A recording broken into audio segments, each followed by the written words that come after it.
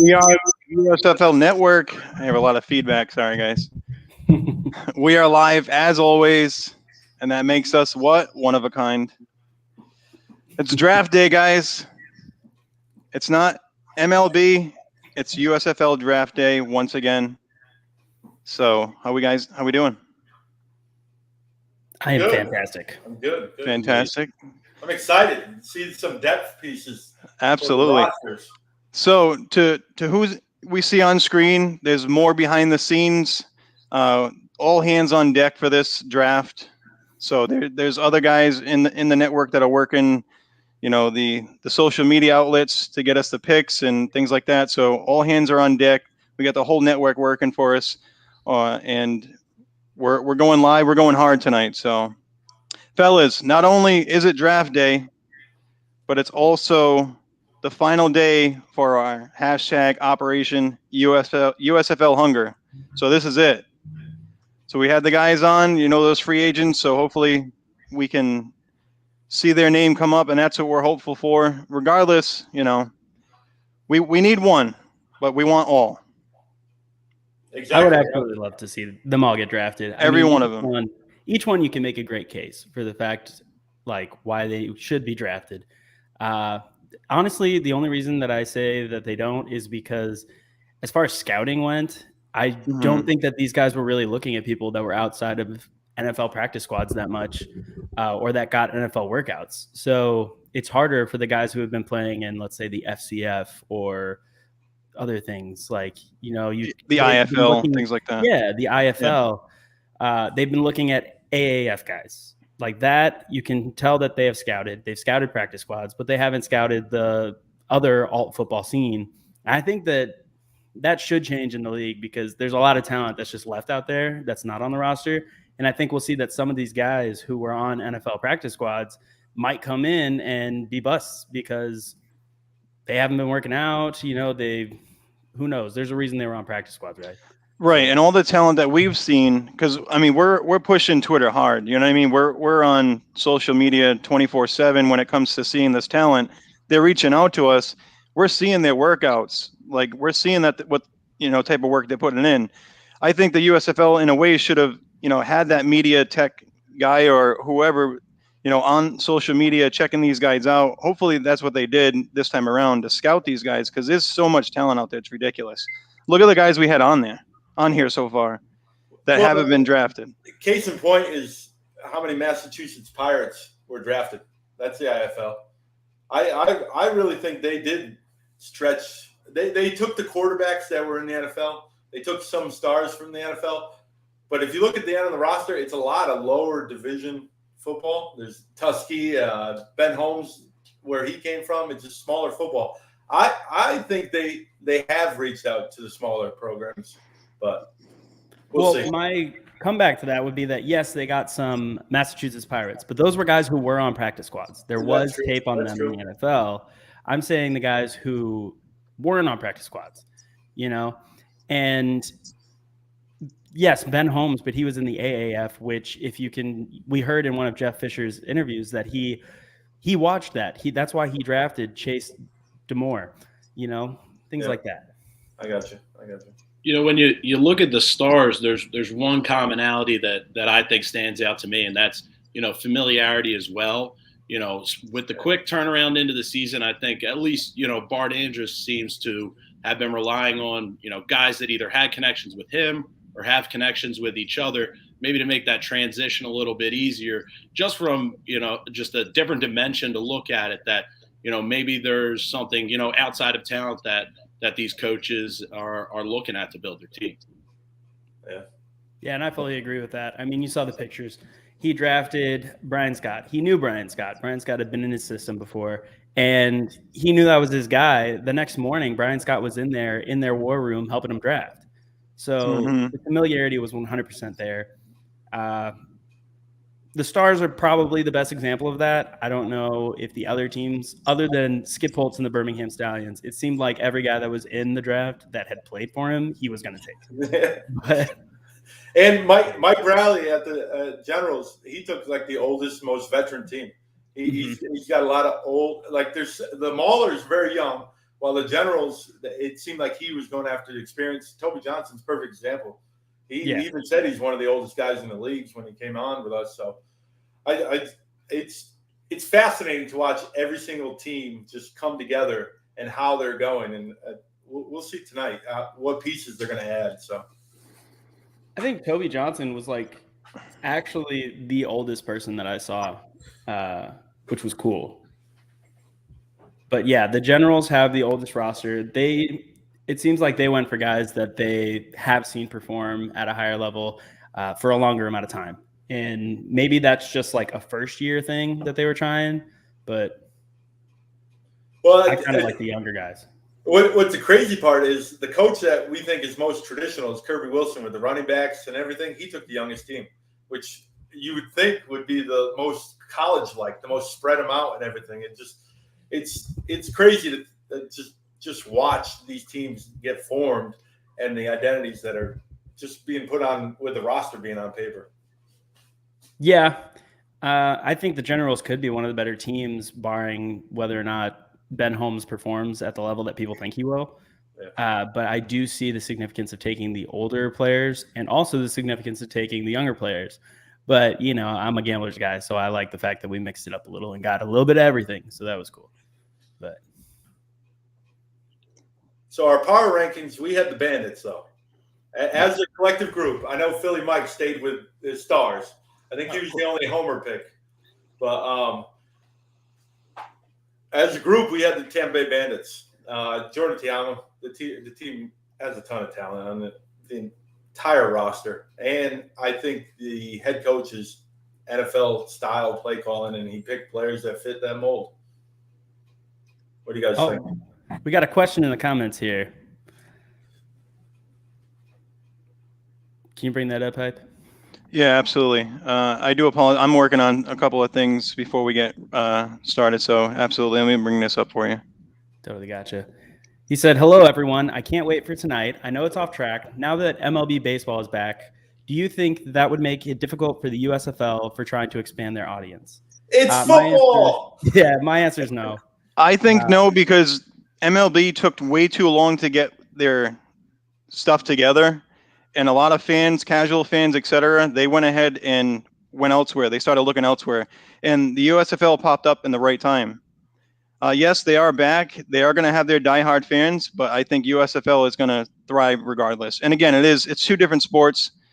You know, you can watch football, you can watch baseball at the same time, or, you know, it's going to be different times that the games are on. You know, at USFL is twice a week. So baseball is 162 games. So I don't think it's going to make a difference, honestly, in my opinion. I think when you look at it demographically too, right? I think baseball, those people who love baseball, the core demo for baseball, it's going to be a little bit different than USFL. I think that's going to skew to the younger side. But exactly as you're saying, right? This is football. There's baseball. We were having a conversation before we got on here. I love to watch a baseball game, but you can have both. They're for different times, right? You go to the grocery store, you buy steak and you buy chicken. Why can't you have both? So I think, with an interesting game, great style of play, some good teams that are put together. Hey, why can't you watch a USFL game and then an MLB game? They can definitely live together because, there's totally two different things. I fully agree. I mean, I think that they are fairly different demographics. I'm still going to watch some baseball, probably as much as I watched, which wasn't a lot. So, I'll be doing both. Obviously, I'll be following the USFL super intensely, but well, you better. You're part of the network, so yeah, for real. Another thing is being down here in South Georgia. So I stream, and YouTube TV lost a lot of the regional sports networks. I can't even watch baseball if I wanted to every night. Unless I had to go pay for an additional service. I have to go hunt baseball down. While this is right, Fox, Peacock, it's accessible. While you got I can't even watch the Atlanta Braves in South Georgia. Baseball has lost me over the last year and a half, really, ever since they became kind of like an old man get off my lawn kind of sport. And I can agree to some extent, just because of the fact that even though I'm in Boston and we have the Red Sox and they're local, I don't have cable. So I have all streaming devices myself. I have Paramount, I have Hulu, I have, Peacock, things like that, but they don't show them on that game, in those particular games. So even if it's on an ESPN game, I'm getting blacked out because it's too local. So that they lost me there too. So the accessibility is a great point, because not only do you look at, the nationally televised games, but specifically here in Philadelphia, right? You have Peacock streaming. That's something that a lot of people here have Comcast, so that comes free if you already have Comcast. So it makes it very accessible versus, even if you look at MLS, baseball, a lot of the things you talk about, MLS, you want to watch a Philadelphia Union game and you have YouTube TV, you just can't, right? So I think that accessibility, that's prime one, right? If you want to watch a game, you got to be able to see it on television. Right. And I think the route that they're going, being, local channels like NBC, Fox, it's a local channel, not Fox Sports, but, the Fox in general. You can get that on any, HD antenna now. NBC is local, which I think is a great route for a startup league or a restart or a revamp to go that route. Even their non-broadcast is going to be on USA and Fox Sports 1. Fox Sports 1 right. almost as common as ESPN. So USA is as common as TNT. So everyone has it. Like if you have some kind of streaming outside of the antenna, you've got the core. You might not have the Peacock games, which are only 4, but you have everything else right at your hand. If you just have YouTube Live or Hulu Live, you have that already. Anyone want to answer Ad's? Ad, how are you, by the way? He did say hi. He said hey, so I just wanted to get him out there. He asked, is this a snake draft or regular? So this is a snake draft. It's going to be a modified snake draft, much like the first round. But the biggest difference I could see, I don't believe that there's compensatory picks because it's not positional. So the fact that it's not a positional draft, you can just pick whatever position you want, but it is the snake draft, which is a modified snake draft. So my gamblers are the first pick in the 7th round. So it's that same kind of thing. But at the same time, you seem kind of hesitant with the 7th round, but look how much talent's out there. Hopefully they go that route. You know what I mean? So that's what we hope for. Hey, us breakers, we go first. So we got the 8th and quarterback, so we'll take it. Replace Slaughter, No, come on. Slaughter fits perfectly with Fedora. It's spread. It's a spread offense. He can move in the pocket. It's going to be fine. He hasn't fit perfectly in anything in 6 years, but okay. He had a great preseason game, which is this level. If you really think about it, this level is guys that are trying to fight on the NFL roster, right? And fighting for another chance in the NFL. And Slaughter did well in the preseason. Great preseason game. No, but what I'm saying is at this level, it fits. It fits. If he did great in the 4th preseason game with guys fighting for their job, then why can't he do it in the USFL, which is announced below the NFL? I agree to an extent. I'm mostly just busting your chops. But we killed Slaughter in the draft night. We killed him. I really went hard on him. Yeah. He probably will never come on the USFL network. If Kyle Slaughter, if you see this, we are friends to you. Like we will accept you. Absolutely. The more I watch films, Ace will be away for that one. The more I watch a film, I actually like the guy. I think he's a good fit. But the best quarterback is Tamu, and then it's Brian Scott, which Philly might. I disagree. I think Brian Scott we're all here acknowledging it. I think Brian Scott's the best. I think that those 2 quarterbacks fit into the schemes that they're joining the best. So, I like that in Tampa Bay, Tamu is going to go and be in the RPO offense. He's going to be a part of that. It's what he does best. He showed that in the XFL, and he has a center, so there's already chemistry there. A lot of people sleep on the fact that a center is important, but it is incredibly important. And he got Bruno Reagan, the center that he had in the XFL. So I think that was all beautifully drafted, and I think Brian Scott going with Bart Andrus in a system he already knows, coming off of being the MVP of the AAF and winning a championship. Personally, I think Brian Scott has a little more talent. But I think if they play against each other this season, which they do, it's going to be pretty fun to watch. So, guys, it's that time. It's 7 p.m. So let's wait for these picks to come in. Breakers are on the clock. Is it a 90-second clock, or do we know? Is it like a 3-minute? If it's going to be run like 3.5 hours, it's 2 minutes. All right, so it gives us some time. It's got to be a defensive back with everything that's going on with Derrick Jones. It's got to be. But that's true, and the fact that you only get to pick 2 safeties Yeah. I just that boggles my mind that you can only pick 2 safeties in the positional original draft, because that's just enough to fill your roster. That's insane. Yeah. The center, you get 1 center, 2 guards, 2 safeties. That's insane. And you have to see every team go for those positions, unless you did get 4 corners. So if you got a guy who's kind of, like a Zimbalist Williams, who can go play both ways, then that would make more sense. Offensive line is the other area that we need help. But I think we have enough weapons. The running backs are good. They're kind of like thunder and lightning.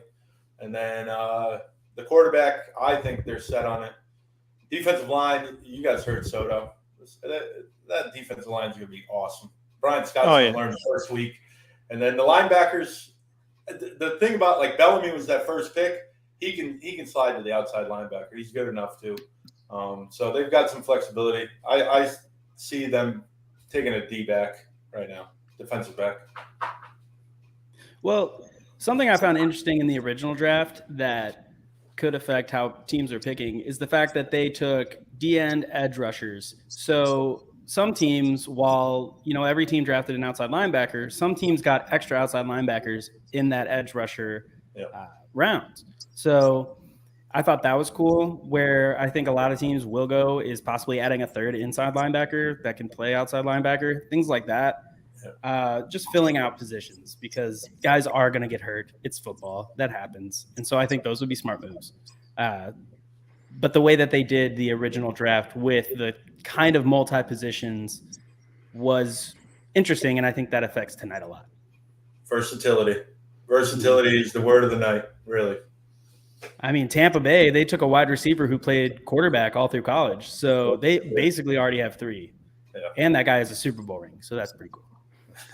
You got to remember, too, we haven't even gotten through like any training whatsoever. And, we haven't even touched training camp. So there's going to be injuries there, too. There's going to be guys that have to step up within this draft tonight and be that number 1 guy.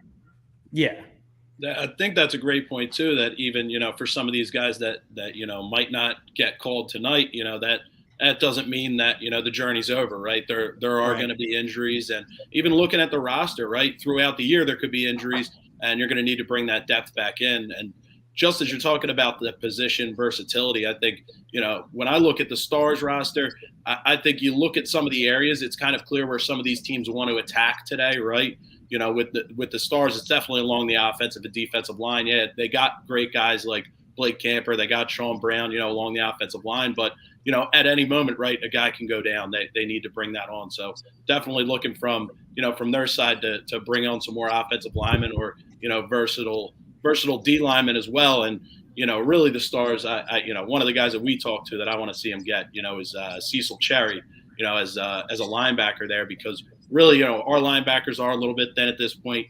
Looking at the roster, there's 1 guy listed as inside linebacker. I'd really like to see that come in and, really talk about the, people being familiar with guys on their team. I think that's another thing that's a real positive for me about Cecil, in addition to the way that he plays and his versatility at the linebacker position, is just knowing those guys on defense. That's a pick that I have circled for the Stars that I really want to see. It's a good pick. Very good pick. I think because of the way that this league went, a lot of these guys, we haven't actually seen them play in a decent amount of time. I think that a lot of the guys you see tonight, maybe not a lot of guys, that's hopeful, but I think a decent amount of guys you see picked, at least in these first few rounds, will be starters come week 1. And I think that's super cool. That we've been studying these rosters. We've been looking at these guys, and we didn't even have the names of some of the starters yet.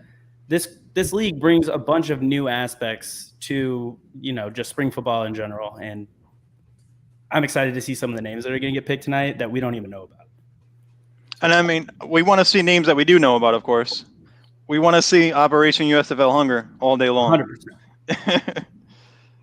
All right. The USFL just posted 4 seconds ago. Final 10 rounds of the inaugural USFL draft are officially underway. The at USFL Breakers are on the clock. So they started a little late. Okay. One night we're a little early. They're a little late, but that's fine. It's good to be early, though. Well, Good to hear, because as the draft signs on, I'm going to be signing off here for the early portion. We will have someone from Stars Align checking in throughout the night, giving a little bit there on the picks. But it was good to talk, guys. I'll be keeping a close tab and sending my questions in throughout the night. But hey, go Stars, and let's get this thing rolling. Let's get some guys picked. We'll see you Absolutely, week 1, Mike. Mike. Definitely. Week 1. Oh, And- we'll be ready. All right. And everyone watching, you guys. Time. It's slaughter time. Everyone watching, you guys have questions, comments, feel free to jump in.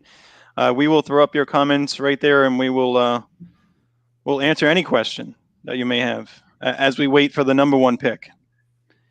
And of course, we're all going to be checking our phones like crazy, so yeah, please bear with us.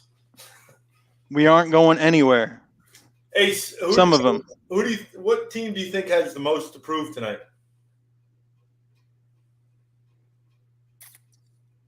The Maulers. Yeah, I'm 100%. I don't know. I just think that it would be nice to see them add a little bit of veteranness to the roster and a little more depth at a couple positions. So Chris wants to know what direction do you think Tampa Bay Bandits will be looking for tonight? Oh, well, that was actually posted by our guy, and he said that they will be looking for outside linebackers, inside linebackers, and safeties. Yeah, I think safeties makes a lot of sense. Yeah, well, linebackers, I think they need the most help. And if he runs a Pittsburgh, they haven't announced their defense coordinator last time I saw. But if they run that Pittsburgh 3-4, they're going to need the linebackers. You got to think that they have to know who these guys are, right? But they're just not releasing it. And like some teams, you leak out. Like New Orleans has Mazzoni as the offensive coordinator, but I have no idea about any other coach. The first pick is in. Webb, announce your team. Oh, I don't have it in front of me. Go ahead, announce it. It is Justin Johnson, tight end, Mississippi State. Oh, wow. So Justin Johnson. What did you think that they were going to go? Well, I thought it was going to be D-back. I don't know. There has been no announcing. Uh-oh. Is he frozen? I think he is. I was so confused for a second. Webb, you are frozen, buddy. That is not good. I'm right here. Oh, there we go. All right, he's good. There he goes. You were frozen for a second. I thought it was going to be defensive back because tight end. So you got a tight end who is 6'2", 190 pounds. He actually was a wide receiver for a time in high school. So kind of a Kalis Robertson type. Pace and space. Yes. That's Fedora. Pace and space. Looking at pictures of him with his size, unless he's an absolute dog, he doesn't really look like a big blocker. Ladies and gentlemen, this is the time when the gamblers talk crap about the breakers. It's always that time. Best rivalry. I don't hate the pick.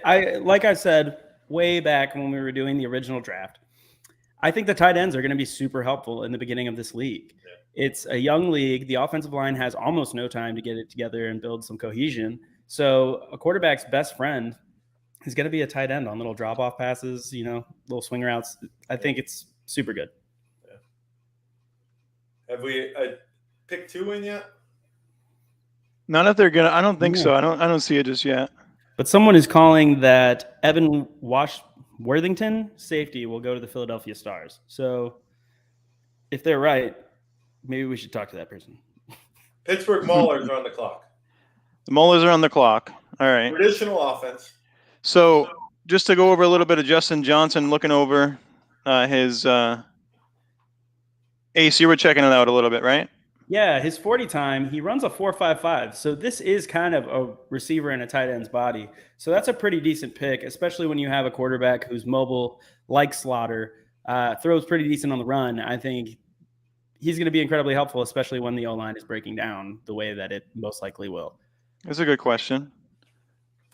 I see that Brandon Felker said that he's 6'3", 235, and I also saw that, but the first time when you bring it up on Google, the first link shows that he's 6'2", 230, and then later down, apparently he had a 1-inch growth spurt after college, and now he's 6'3". So yes, I did see that. Thank you.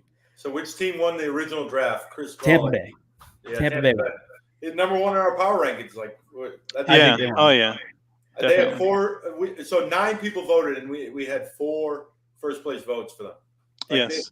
I just think they did only really one well. person that voted him in 8th place. There's only one person. Is he sitting in this chat? Or? Yeah, he's in this chat. He's on this live right now? He has headphones on. Oh, okay. Oh. Calling him out. Yeah, well, they got him because that was the only Tampa Bay would have ran away with it if because even the guys that didn't put him in first, they were top 3. Yeah, they were top 3 in almost every poll except one. But it's really hitting me right now that all these guys getting drafted tonight, they were waiting for their name to get called, and then they're getting a second chance. Like Justin Johnson, good for you, man. I hope you and your family are having an awesome time right now. Like, absolutely.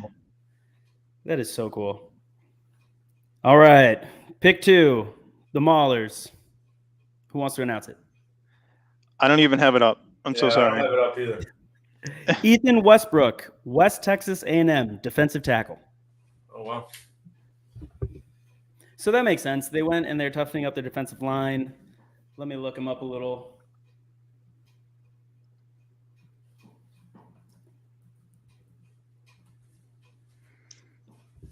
So much going on. It's crazy. All right. So here's another guy who spent some time on practice squads. I see pictures of him in Rams, and it looks like Raiders jerseys. He was born in 1990. He's 31 years old. Well, we talked so about they're age. Going more veteran. Yeah, more veteran. About age. Look at that. But yeah, wow, they went. He's the oldest player I have seen drafted. So that's interesting. Ethan Westbrooks was sentenced to a day in jail and 3 years probation. That is very Pittsburgh. Okay. He's 6'4", 287. So that's pretty big boy that they got there in the middle. And he looks like a dog. So good for them. I think that they definitely needed that. 1, they needed the veteran skill level, just mentality to come on the team. And 2, they needed a big guy to stop up the middle. So that is a good pick for me. Definitely. So the oldest person that I saw was Toby Johnson. Same, and he's 28. A detail. Mm-hmm. Yeah, you're breaking up a little bit, Webb, but yeah, 28. Am I back? You are back. Yes. Right. So the oldest player is a D tackle. Almost, if you look at almost every roster, one of the oldest players on each roster, and I don't know about the Gamblers. You probably remember their birthdays, but they're not that old. The oldest players on almost every roster are the D tackles, and I find that very interesting. Just because, so there's no younger ones. I think that's a position that can really anchor down your defense for you, and it's important because while a lot of people aren't noticing the defensive tackle during the game, what they do severely affects the way that the run game for the offense works, and they are kind of the silent heroes in that defense. So you want an older guy. I think that would be why. Trying to see. So Chris lives in Illinois. So there's not much talk about the USFL there. So he thanks us for doing this. Absolutely, Chris. We enjoy it. Appreciate it. Thank you for tuning in. One day the Chicago Blitz will come back. Hopefully, if the league continues to build up slowly, we can use the Chicago Blitz. I kind of wanted the Chicago Blitz to come back because most of the teams I root for are Chicago, but I've lived in Texas like most of my life. So that's why I chose the Gamblers. Literally like 2.5 hours from Houston. So, well, I think it also goes to that they wanted not local teams, but teams that are near each other. So when they do officially start the traveling, guys, who have we called so far? I'm so sorry. The last one was whom? The Maulers. That was Ethan Westbrook. I believe so. So the Stallions were on the clock. Yes. Offensive tackle Ryan Williams. I'm sorry. That is so interesting to me. The fact that most teams.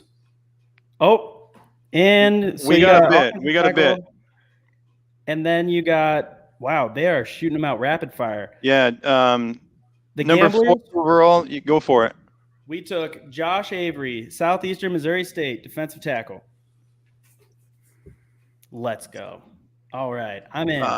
With the 5th pick, we have Tyshawn Render with the New Jersey Generals.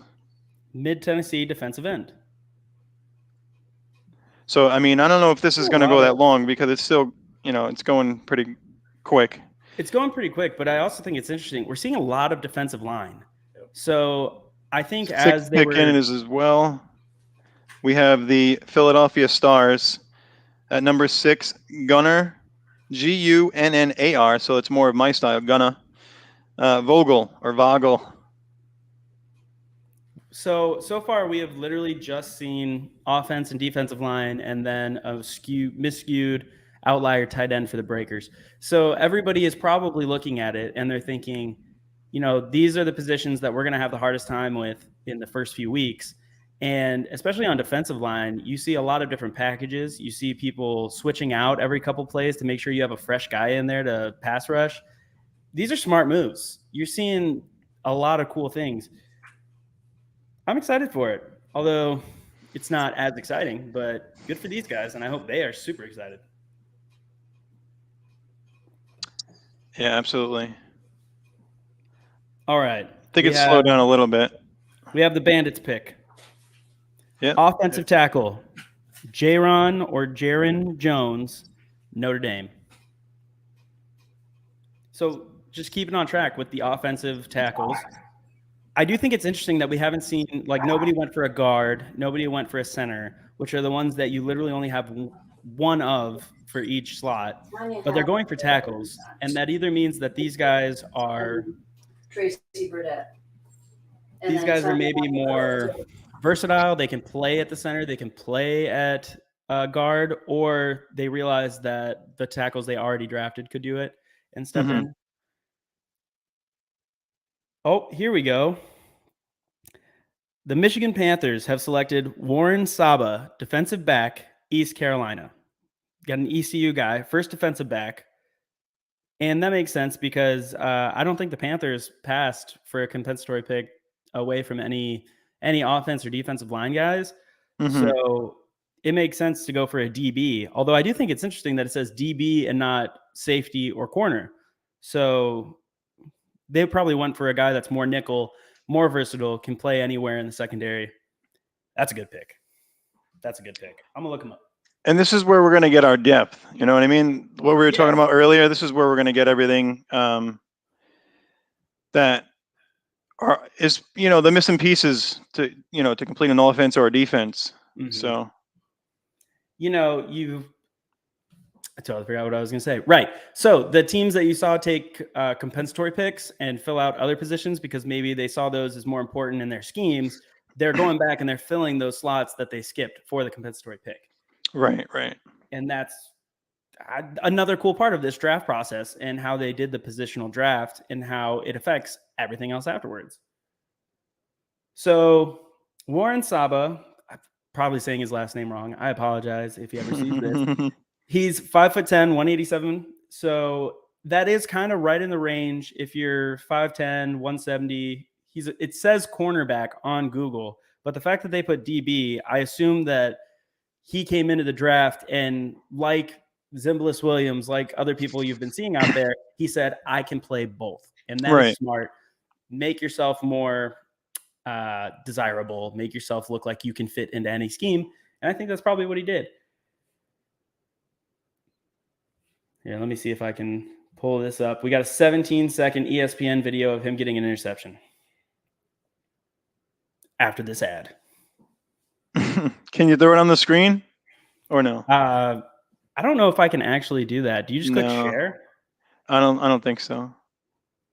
Oh, I totally can. You can throw it on the screen now. It says video file and slides. Not totally sure. I've never seen it from the other view, so. All right, well, what I can tell you immediately from this play is he has good instincts, he has great closing speed, and he has good hands. So I think that was a really good pick for the Panthers, which is annoying because they're going to play us week 1 and they're my brother's team. But away we go. And because that is the last pick of that round, it seems to have slowed down a little bit. Yeah, it's going to slow down. Yeah. And so has Webb's analysis. But no worries. He will be right back. So, I mean, we can touch base with, I'm going to go with Saba or Saba. What do you think? Saba or Saba? I think Saba. Oh, let me unmute you. I guess. Welcome back, Webb. How are you? I'm sorry. I had an emergency phone call. No worries. You are good. That's what you do when it's on a Facebook Live, right? That's why we're one of a kind, because we are always live. I just want to bring up some stats from Warren right off the ECU website too. Trying to take a look here. Hey, David Moreno. Houston, let's go. That's what I like to see. Alexis, Tennessee. I don't know what that means. Assad Abisab Sr. said, I live in Kansas City, Missouri, and I support my local football teams, the KC Chiefs, KC Panthers, and KC Bulldogs. Cool. So he supports the alt football team there. I like how it seems like it's become a huge battle between XFL, USFL, all these, especially CFL for some reason. CFL fans have been coming for the USFL hard. And I don't understand why, because why would you want less football? Mm-hmm. I think it's all really cool. I think it has to do with that the American players are coming back to America and they're choosing to play in the USFL rather than the CFL. How dare they want to be near their families? Well, I agree with them, but I just know from the Twitter backlash that I got on Derek Jones, right? I put free Derek Jones, and Calgary Stampeder fans were all over my Twitter saying he signed a contract, and I'm like, did he? He's asking, if the Stampeders cut him, do they still have to take care of him? He wanted to play home. I don't know. Or if you got fired from your job, it's crazy. Yeah, that whole thing was just stayed out of that. I don't know. Well, I had to get into it. It was a breaker. Yeah. We're gonna throw up the comments along the way too. Danny Self says running wild with the Stallions profile pic. So Stallions fan, check it in. I know Ace loves their second quarterback. Chad Simmons, Antonio Reed, Nebraska. Was there another pick? No, I don't think so. I just want to, stay engaged. That's what my job is. I don't talk much, so I'll throw my 2 cents in here and there, but it's you guys. Until you. There we go. Here's a name, even though it's not official yet, but. Scott Wagner says Zimbalist Williams. How absolutely cool would that be, though, if that was official? Oh, it would be amazing. Absolutely amazing. So, I mean, not just because he's been alive with us. I've become really close with him. I chat with him. I talk to him every day via social media. And he's not just, when it comes to football, he's just an overall cool person, great person, down to earth.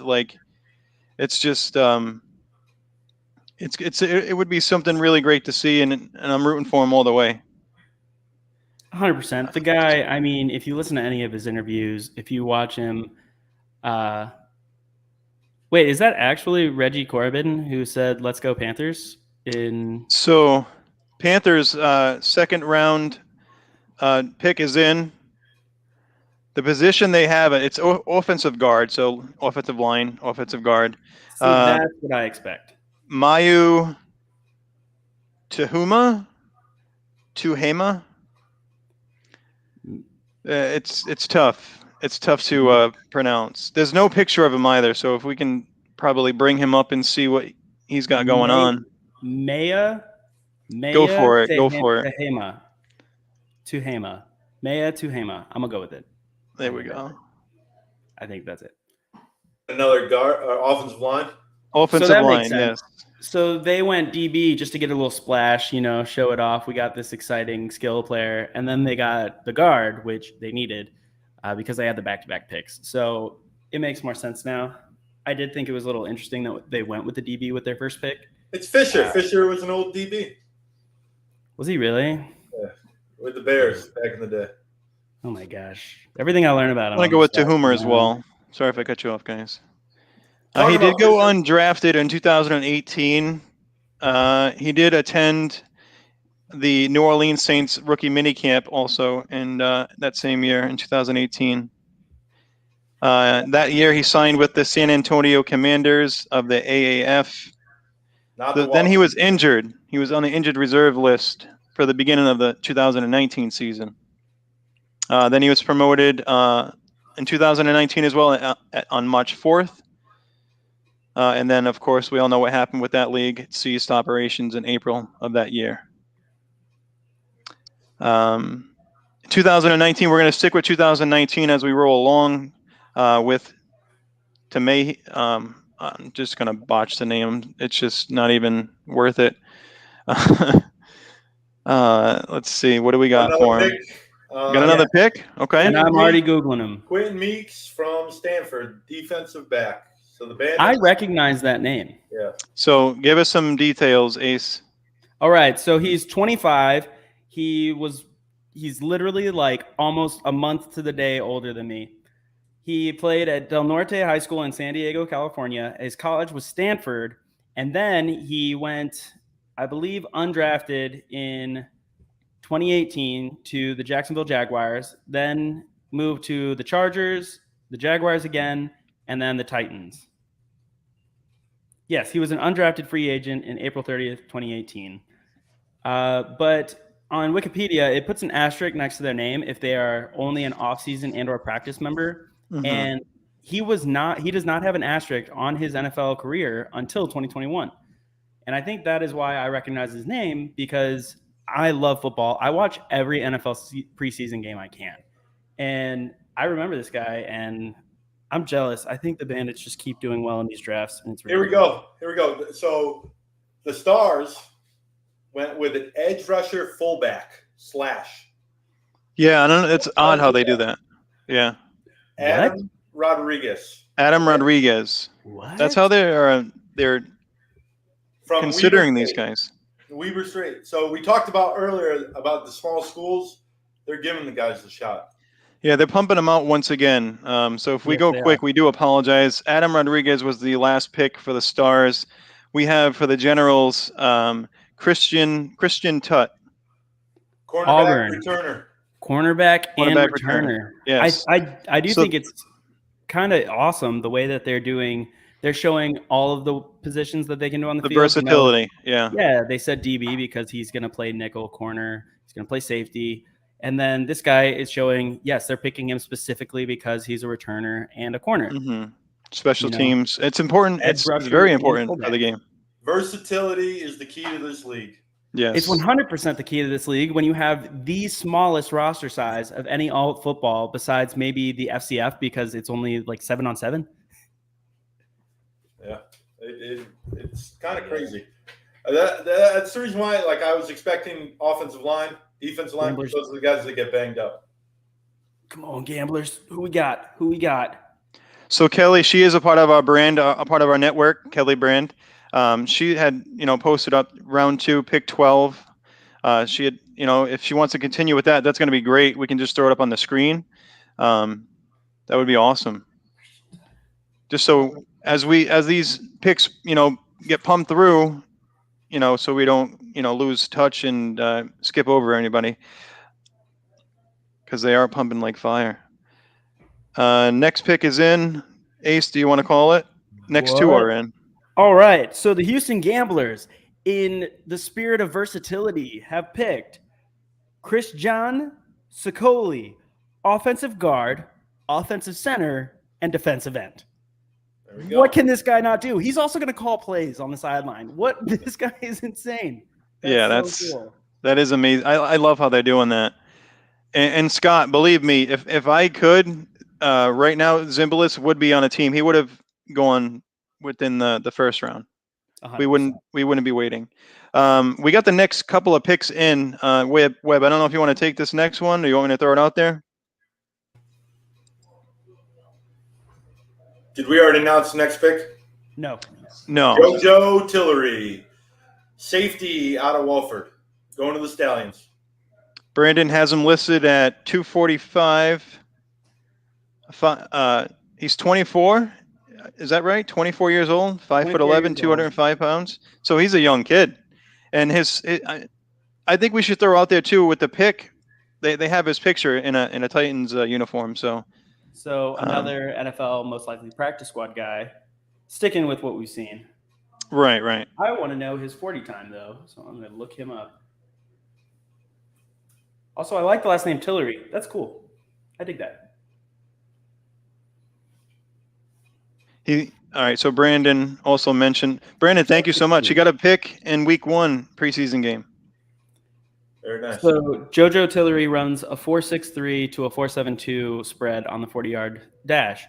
That's not amazing, but that's pretty good. His 20-yard shuttle is also good.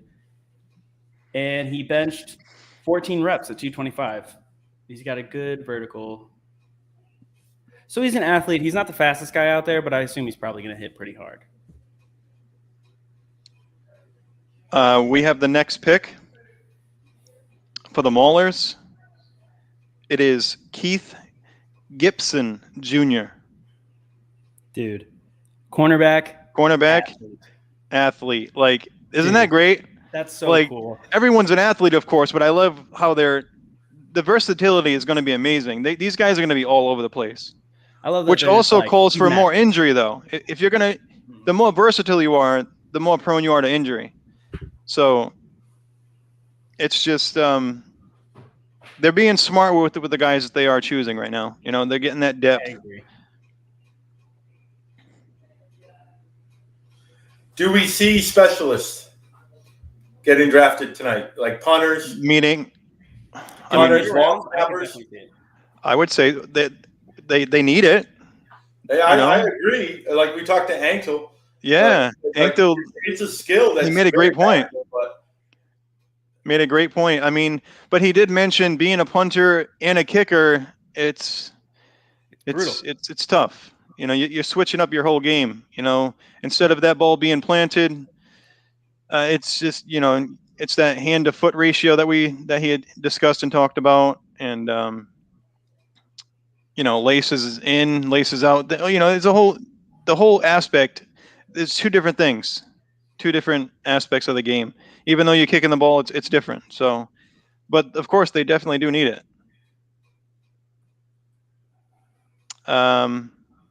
Webb, this is your Breakers. Yes, sir.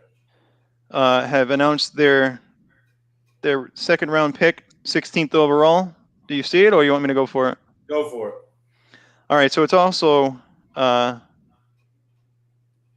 it's Keith Washington, the second cornerback. D-back. They're going to have to get a couple tonight. Mm-hmm. Yeah. He's listed as a defensive back or a corner? Cornerback. So that doesn't go to the versatility thing, but no. But I mean, if they're scouting, you know, the way you're thinking, then there's still room to make that selection later on. Yeah. But I mean, they are pumping the picks out pretty quick, just like they did the first time. So it is nice. I can be here for a decent amount of them before I have to go. Yeah. So that's exciting. I'm glad. I love this. I'm loving this league. Loving doing this with you guys. I'm loving seeing these players get their second chance. It is so fun, and that we actually interact with them, which is also super on a daily basis, which is even more incredible.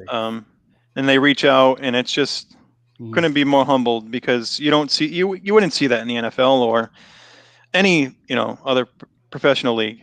And we do our job. I mean, it's not our job, it's our hobby, but starting this, we put it out there for them as much as possible, because we see the talent, we see what type of individual they are, and they deserve to be seen. So why not share their content, you know? I fully agree. So does anyone have the draft order for round 3? Because it's not another snake, correct? No, it switches up. I can find it real quick. I just have to go look at the Twitter page of someone I don't like. I'll just save it so I don't have to go back. There you go. Yeah, trying to pump out information of these guys as they're called, it's just almost impossible because we'd be so far behind.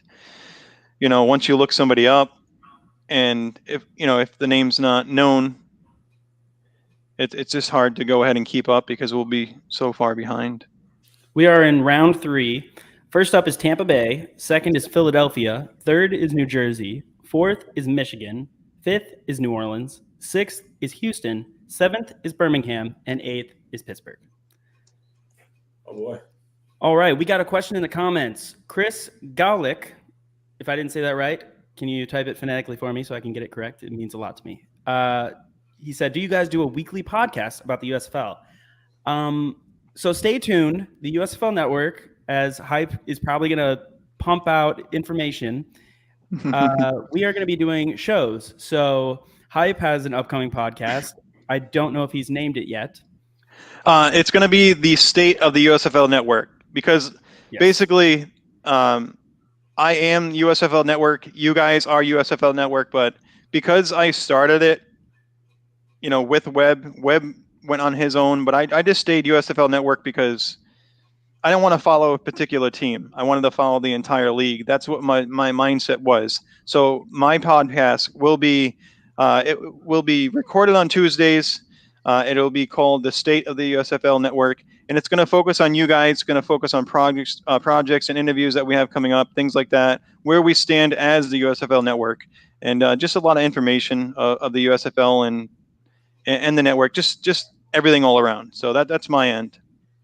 I know you guys got something coming up as well. Yes. So Webb and we happen to not agree on almost everything that has to do with players, with player profiles, with schemes, and with teams and power rankings. So we have a show coming out, which is going to be a lot like Undisputed on FS1, where it's going to be Webb versus Ace, and we are calling it Polar Opposites. So we are going to go ahead and we're going to come in with a couple different topics. We're going to duke it out for maybe 30 minutes, nothing too long, just enough for you to listen to on your way to work. And we will be releasing those to be determined. The first one should be recorded this weekend. So I'm looking forward to it, and I'm going to stomp Webb into the ground because I think I just know football better. But And just so you guys know who are watching, we got a lot coming up this week. We have a live on Friday and as well as on Sunday. So we do have, USFL players coming on live with us in the next couple of days. Then we have been reached out to. A few had reached out not too long ago. Earlier tonight, we may even have more. So it's just definitely stay tuned. Whoever is tuned in, we are on Facebook. We are on Twitter. Instagram is fairly new. YouTube, we're just getting started as well, but we're on pretty much all the major platforms. Coming up this weekend, we have Payne from the Gamblers and Jalen Allen, offensive lineman from the Breakers. I'm really trying to turn this into the Breakers network. It's not happening. I've already got Donald Payne Jr. We had Soto. We're just going to move around the roster. Donald Payne Jr. is coming on tomorrow. I'm super excited. He's been incredibly nice talking to him over Twitter, and I've watched a couple interviews with him. I think it's going to be a really great time, and he's probably one of my favorite Gamblers picks, so that makes it even better. And then I'm working on another linebacker, not going to name his name, and possibly another linebacker who I haven't reached out to yet, but we have this sort of relationship on Twitter coming, a friendship bonding from retweets and stuff. So I'm going to pounce on that, but I'm trying to get a lot of Gamblers in here. So we'll see. You guys want to touch base on this comment? When will Micah Hackett get drafted, in your opinion? I Googled that while Webb was talking because, as you'll see on Polar Opposites, I don't care what he says. But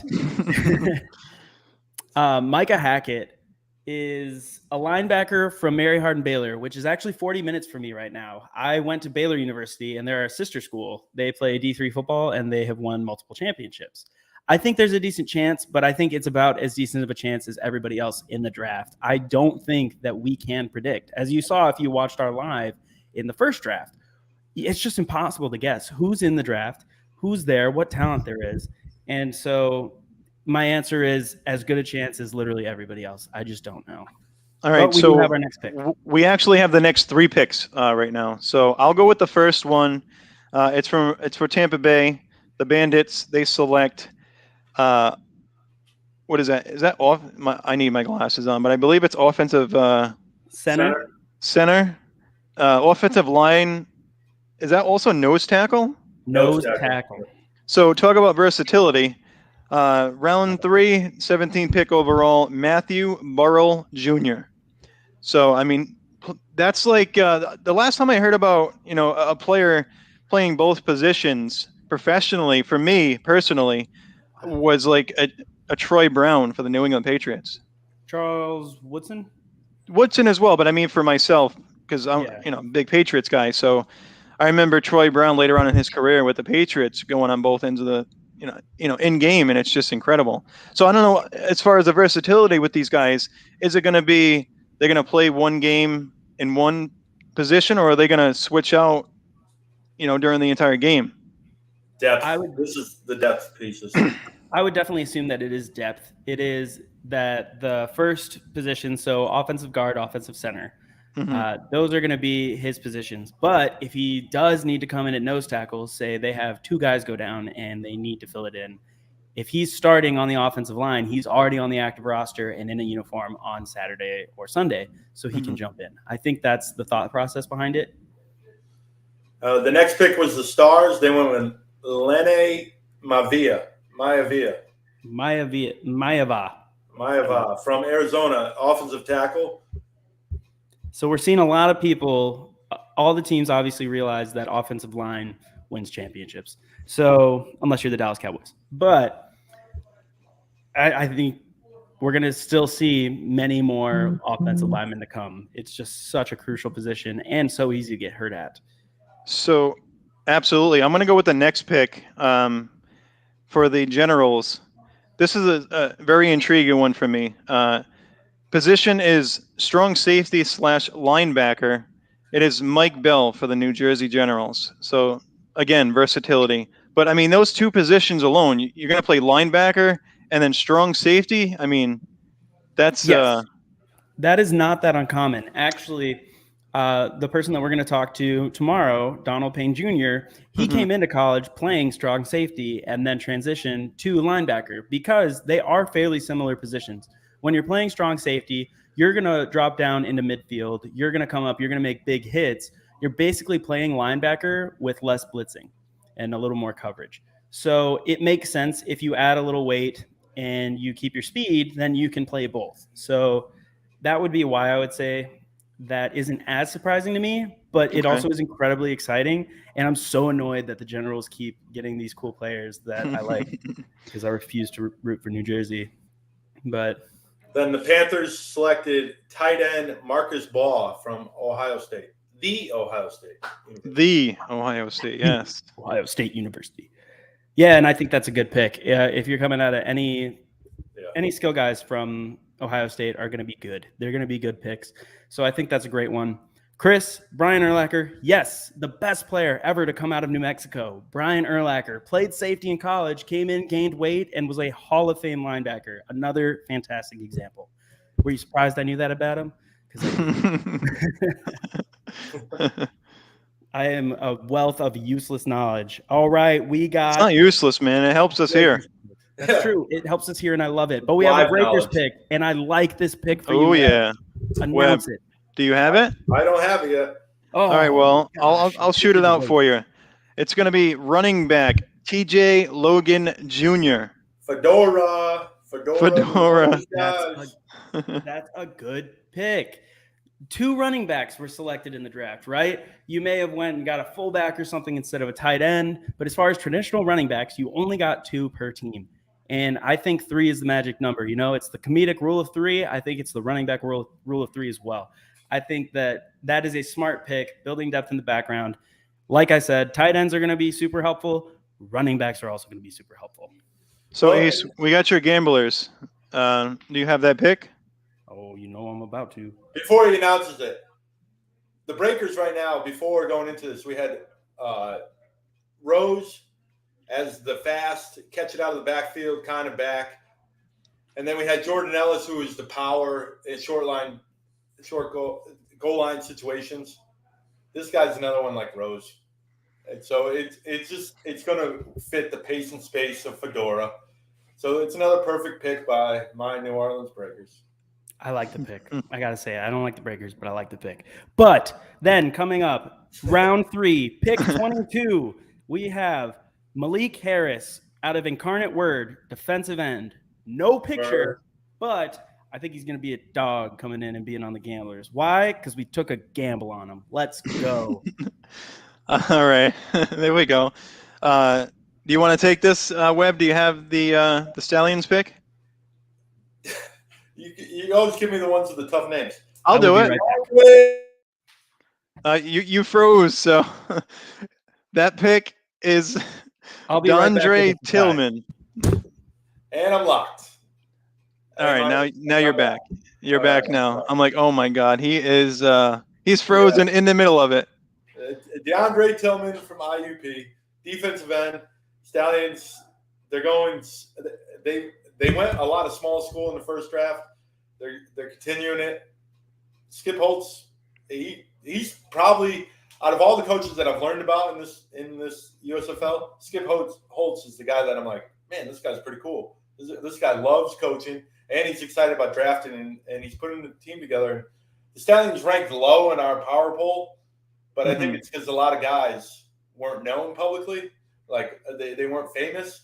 So I just have this feeling that Birmingham is going to be better than what our power poll. That's one of the teams from the bottom of our power rankings that will come up.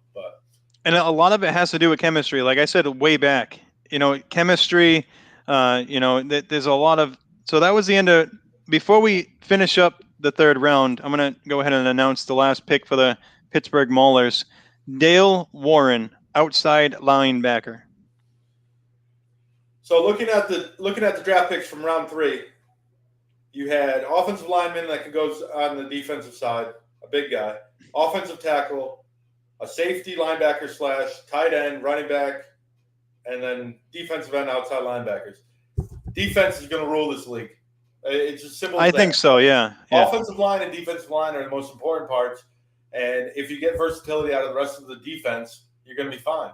Well, that's what they're building for. So, Brandon. Appreciate it, Brandon. Yeah. Dale Warren is 26 years old and played on the Blue Bombers. In the CFL. Yes. So, actually, he's older than the average team age for the Maulers going into tonight. So, a little bit of veteran. But also, if he played in Canada, he has this experience.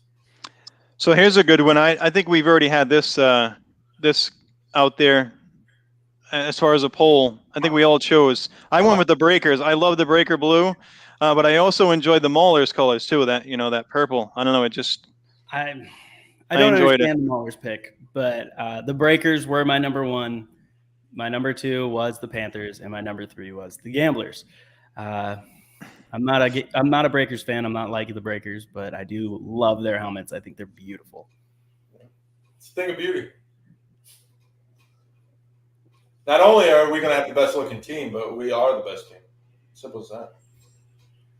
Brandon Felker, I'm going to go ahead and say you are from Pittsburgh. Win in the trenches, run it down their throat. That is a very Pittsburgh mentality. He is the Tampa Bay fan, our Bandit correspondent. That doesn't mean he can't be from Pittsburgh. Let us know, Brandon. Who's right? From Florida. So round 4, let's throw up another comment. So neither of us are Panthers fans. Myself, I am not a fan of any team. I cover, like I said, I'm going to cover the entire league. So that will not be me. I will not have a favorite. Reggie Corbin? What's that? Maybe what are these? I don't know. What'd you say? No, what'd you say? Is that actually Reggie Corbin? Yeah, is that Reggie Corbin? Is that Panthers Reggie Corbin? What? That's so cool. Let's see. Come on, you got to find that out. Reggie, if that is actually you. He said, yeah, it's me. It's him. It is Reggie Corbin. Send him a link. Reggie, Reggie, you want to come jump on and in. talk football with us right now? Reggie, do you want to jump in with us? You can jump in with us right now. DM one of us. USFL Network That is on so Twitter. cool. Let's do it. Yeah, it's me. So my brother is actually the Panthers fan, and he runs the Let's Talk Panthers page. Yeah, he's a big fan, and if he wasn't at training his dog right now at a way too expensive dog trainers, he would be here. But that is super cool, and hopefully, if we get to talk with you, interview with you, my brother will be there. So you will Actually, me and Reggie have gone back and forth, and he just got back to me, and I didn't notice. I'm sorry, Reggie. Yeah, you can do an interview. You can do it right now if you want. Yeah, let's jump on, Come on Reggie. and talk to me. You can send Webb or myself, USFL Network on Twitter, or we lost our names on there, our Twitter handles on the screen. Yes, we did. But we already have the first pick in round 4, fullback Winston Dymel from the Pittsburgh Maulers. So that just reinforces the fact that the Maulers are playing super old school football. They're going to run it straight down your throat. They have a quarterback who's not going to run and a big offensive line. So it could work, especially in a younger league like this. If you play that disciplined, it can be pretty effective. And I think fullback is one of the most underappreciated positions. So I like that pick. If you go back to the basics, and it seems like Pittsburgh is going to simplify everything. Siebert loved it that he's in that traditional offense. Seibert, I'm sorry. I had to, man. Seibert loved the traditional offense. So Reggie gives us an update. Give him about 25 minutes. He'll hop on. There we go. That'll be nice. Appreciate it, Reggie. Right before I leave, Reggie. Do you want to eat, Ace, or what do you want to do? Starving. Bring out Lamont. Order in. Let's go. Oh, that would be great, Reggie. Appreciate it. All right, so for the next Gamblers pick, I have a surprise for you guys. I don't know if you heard that. The Lamonster is here, and he is in the room. He is next to me. He's watching us live, I guess, because he's watching live. Yes. Watching me live, and I'm going to try to convince him by the time the next Gamblers pick comes out to put on my hat from Royal Retros. If he's watching, I would love a jersey. I'll pay for it, but I want some edits. But I will convince my dad to come on and wear my hat and announce the next pick, because let's go Gamblers, man. Pocket aces all up here. Ace in the hole, baby. Yeah, don't call him an ace hole. So No. Ace in the hole. So let's confirm that before he gets on. Okay. That's awesome. All right. Let's see what we got. Still a bunch of Reggie comments. I was just all right. We got the next pick. I don't know if anyone sees it, but I see it from the Stallions. I do not. Got it. Nathan Holly, or I'm going to say Holly, not Holy. It's him, Holly. I'm going to say Holly. Strong safety / outside linebacker. Fast linebacker. See, that makes a little more sense. We got another one already. Not everybody's Brian Urlacher. Not everybody's Donald Payne. They're not coming in from strong safety to immediately become a big run-stopping inside linebacker. But a transition to outside linebacker makes a lot of sense, and obviously helps with depth. You want to call you want to call it? Ace, I love this pick. I'll let you. Lamont. Come in, say his name, and you're done. Come on. I love this pick. It's right Ace's here. dad. Let's go. It's an easy name.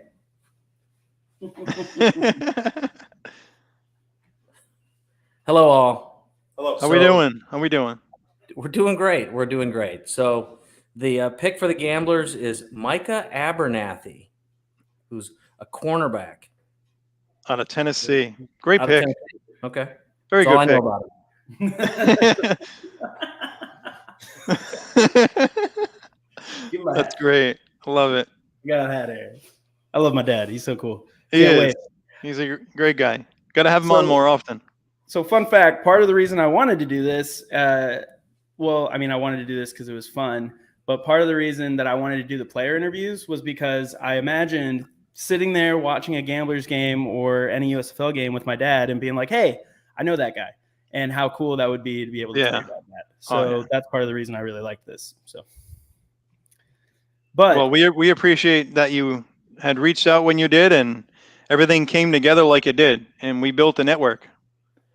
You know. Oh, let's see. I want to throw this comment out here because he's one of my favorites. Cecil Cherry. Like he was so great on the live. We could have went on with him for hours. He was so great. He says, respect, love it, 100, 100. Absolutely, Cecil. We're waiting on that call. He could 100% come on and just laugh for like 20 minutes. Yes. And yes. I'd enjoy it. So, and Kelly is super excited. Also, fun fact, Kelly texted me after I gave that kind of thing about Brian Urlacher. She knows his sister. Oh, wow. Yeah, she just does all the cool stuff. She was on a first name basis with Scottie Pippen back when he was on the Bulls. So that's just fun things. So you're saying Brian Urlacher is a friend of the show? He is now. We're saying it. Yes. Who's the Bears running back? The old Bears running back. Walter Payton? Walter Payton. Yeah. Kelly was his kid's babysitter. Wow. Jarrett Payton? Actually, the kid that played at University of Miami. Yes. Yeah. He's actually friends with my girlfriend's uncle, Kelly's brother. They're still friends and talk all the time. Jarrett, right? Jarrett Payton? Jarrett Payton. Yeah. Wow. And she babysat Walter Payton's kids. Fun fact, I share a birthday with Walter Payton. Just so you know. That's the only it's a little less fun than a little less fun than actually. That is cool. All right, we got the next pick for the Breakers. Who wants it? Hey, baby. Big time program. Sharif Miller, the former Eagle. Defensive end. More defensive line. It's just Ace said it on the first episode, I think, ever, that the offensive line is going to dictate this league, especially at the beginning. So how do you take advantage of a weak offensive line? You put pressure on the quarterback. And these guys are taking all of defensive line guys, and it's matching exactly what Ace called it. Hey, we agreed. We agreed on that. At least we agreed. It wasn't a polar opposite. That was great. It wasn't a polar opposite. Not yet. So the Michigan Panthers, they select Sean Williams out of Navy, free safety / outside linebacker. How cool is that? Out of Navy. I wanted to go there for a long time, but then nah. But the picks are pumping. So I don't know if you guys have the Generals pick. I do. Paris Ford, safety out of Pitt. Pitt boy. Yeah, there you go. There you go. Wouldn't it have been cool if he had gone to the Maulers or even the Breakers have two Pitt guys on their defensive line? Yes. But a little bit about the last Gamblers pick because I'm a homer. Micah Abernathy, 6 foot, 194 pounds, and he was on the Vikings practice squad, which I think someone said in the comments. Yeah. And I am a diehard Vikings fan. I got it from my dad. And so that makes that pick even better for me. So I'm excited. The Stars drafted a cornerback, Amani Dennis from Carthage. And the Bandits took another wide receiver, another big play guy, Keith Mumphrey. Yeah. Which team chose to get a compensatory pick and didn't get their last wide receiver? Does anybody remember who that was? It was so long. Those picks I don't know, man. It was I actually think it was the Stars, but it was the Stars. I could be incorrect. Yeah, because the Bandits drafted 5 wide receivers in the original draft. Wow. They now have 6. Think about it. His offenses in Pittsburgh had Antonio. They had all the weapons in the world. So I think he's going to run it like Pittsburgh. So we'll see. So Paul that's watching on Facebook Live says, was a Panthers fan back in the day and will be again. It'll be great to see them play Houston in week 1. You guys are young, but the Gamblers tried to steal Billy Sims from the Lions. Didn't happen. Houston did have Jim Kelly, though. Yes, we did. And Jim Kelly, while also was a fantastic football player. I'm sure he can still whip it, but he's also a fantastic human. And so I think that says a lot about, who they had in the USFL back in the day and the Gamblers. And I think we got some special guys that we drafted too. So thank you for the shout out. And yes, the Panthers, their fans are so loyal. A lot of their fans are from the 80s. It's insane. Well, me and Hype were talking off air, and the Stallions and the Panthers have like this cult following that just is so impressive, even though those teams haven't existed in my entire life. You know what I mean? Like it's crazy how much the Stallions and the Panthers just had like this diehard following. Like Ace, I know you became a Gambler fan. I became a Breaker fan. Yes. But when the teams were announced, I didn't go, oh, man, the Breakers are back. Like, it seemed like Birmingham, Alabama, that makes sense. But Michigan really grabbed on to the Panthers. So I had never heard of the Gamblers at all. I looked it up, saw Jim Kelly. I live in Texas. I'm like 3 hours from Houston, and I was in. I don't remember if you ever told me why you picked the Breakers. It's kind of random. I looked at all the logos. Really, no, and it was the only one that stood out. Like it was a bunch of orange and reds and all this. I was like, oh, all right, this team's different. Then I looked into it, and I'm originally from New England, and they originated in Boston, and I was like, all right, we'll roll with it. And then Fedora, and I was like, yeah, this is my team. Okay. At least you did start off with. Oh, I saw the logo, but then you went in and you got some depth. You did research and you created a following for yourself and why you did it. Yeah. So I like that. Paul mentioned the Breakers being in Boston from the beginning. Now, if the Breakers were to if they would have stayed the Boston Breakers, I would have covered Boston Breakers. Like I would have been. I'm a Boston guy, so if it's a local team, then I'm going to run with them. I don't care who plays for who. Or who slaps on that uniform or that jersey. I would have covered the Breakers all day if they were in Boston. Well, I'm glad that they aren't still in Boston because that meant that you started the USFL network instead of the Boston Breakers network. Right. We're all here because I probably wouldn't be on the Boston Breakers network. I would still be there. They still have the same logo, so I would have looked into it. And then in Boston, gosh. So round 5. Sorry to talk over to you guys. Round 5, the supplemental draft lineup goes like this. The Philadelphia Stars, the number 1. Generals at number 2. Panthers, number 3. Bandits at number 4. Maulers at number 5. Breakers at 6. Gamblers at 7. And then to round it off would be the Stallions at number 8. It's such a weird way to do the draft. It's super random. I keep trying to figure it out. And I can't figure out how they came up with the algorithm or whatever. Are they throwing out like, is it like a lottery maybe where they're at and they're just picking out the balls? Well, it's a lottery for the quarterback, and I think they rated the positions. We have the first pick in, for the Philadelphia Stars. You guys have it already, I know. Yes, I do. It Go is for it. Artavius Lynn, tight end, TCU. Former Dallas Cowboy. Cool. I'm a big Big 12 guy. Obviously, I went to Baylor for 5 years. I watched a ton of Big 12. I think I may have just said Big 10, but a ton of Big 12 football. And Big 12 football is exciting. The tight ends are more like wide receivers. And I think with Ryan Scott as a quarterback, any tight end is going to be successful. So good pick by the Stars. Guys, I got to say, I'm sitting here watching Reggie Corbin's highlights just to, refresh myself. Yes. Dude, it's awesome. I'm so jealous. That it's about 25 minutes, so we're hoping. And his quarterback in college was AJ Bush, a guy that I did a player profile on. He's in the draft. Webb said he doesn't think a lot of quarterbacks will go, if any, but AJ Bush would be cool if he got drafted to the Panthers and was with Reggie Corbin again. And if he was able to come in and beat out Shea Patterson and Paxton Lynch, that would be the coolest story in the USFL. Just so you know. Talk about the Panthers. I really think Paxton Lynch would have gone first overall. I don't. If he was eligible when they did the draft, which obviously was a week before at the Daytona 500.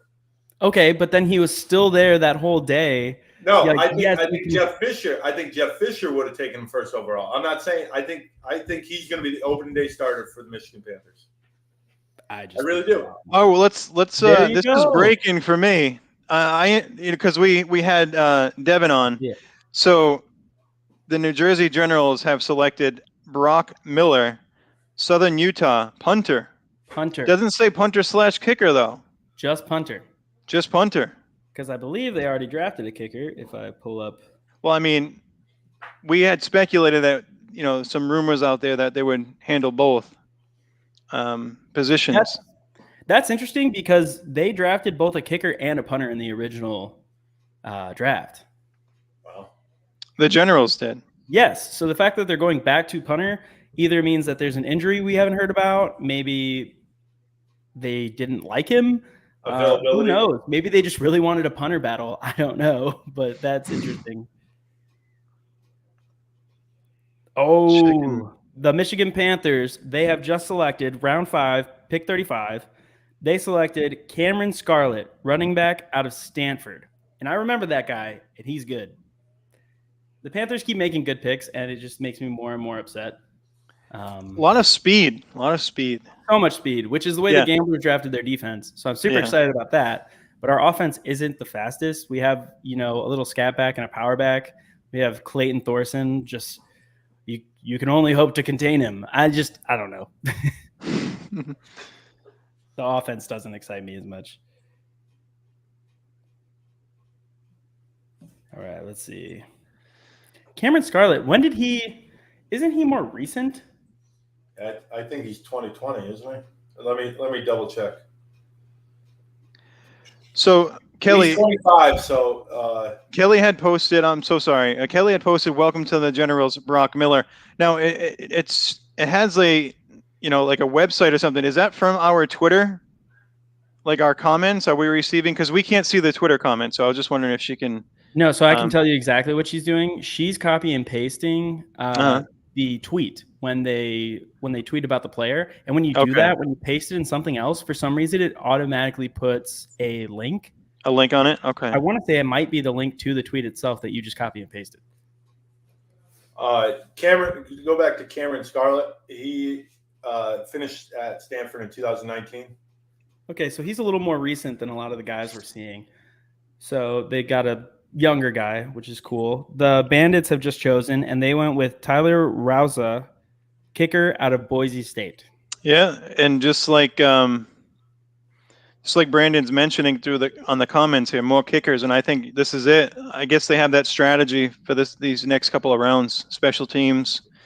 Well, you need a kicker if it comes down to it. I think the strategy was, hey, I'm going to pass on a kicker in the original draft. I'll get an extra draft pick at a different position before he gets taken, and I can get a kicker because thank you, Paul.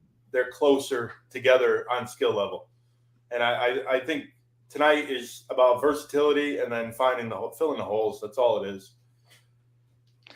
We got the next pick, but I just want to shout out to Paul. Thank you for watching. We appreciate it. Absolutely. Cheers to you as well. Next pick for the Pittsburgh Maulers, we have Malcolm Elmore, Central Methodist. He is listed as a safety / cornerback. I've never even heard of that school. No. I'm assuming it's, some religious school, because of the name. But he did play on the Giants. Yeah, he doesn't have that. His pick is definitely a college pick that they used. Yeah. I actually remember when that happened for a reason that I'm not going to say. But that's cool. I'm glad he's getting another shot. We also have Mike Graham in the comments on YouTube said, when will Kamathi Holsey get drafted out of Buffalo? And I have to give the same answer I gave earlier. We just don't know. I tried desperately to predict the first round of quarterbacks in the first draft, and we knew a decent amount of them. And I got 3 right, just that they got drafted. They weren't even close to where I thought they would get drafted. So yeah, I just don't know. I hope that he gets drafted, but we have zero idea. It is a total crapshoot. Yeah, I mean, we all had lists. We all had possibilities. We all had guys on our lists. I think Brian Scott was on everyone's, and that was pretty much it. No. Jordan Tiamo and Jordan Thomas, Tiamu. and Ben Holmes. and Chase Litton. Okay, but Chase Litton didn't get drafted. Yeah, but we, Ben we, Holmes struck, did, we and struck I had out. him. We struck out with Chase Litton. Yeah, we did. I had both Ben Holmes and DeAndre Johnson going in the first round. They didn't, but they did go to the same team, so that's cool. I'm trying to find more on Malcolm Elmore just to get some background. I remember him getting drafted, or not drafted, but getting onto the Giant squad. Onto the Giants, yeah. I'm pretty sure that he played mostly safety.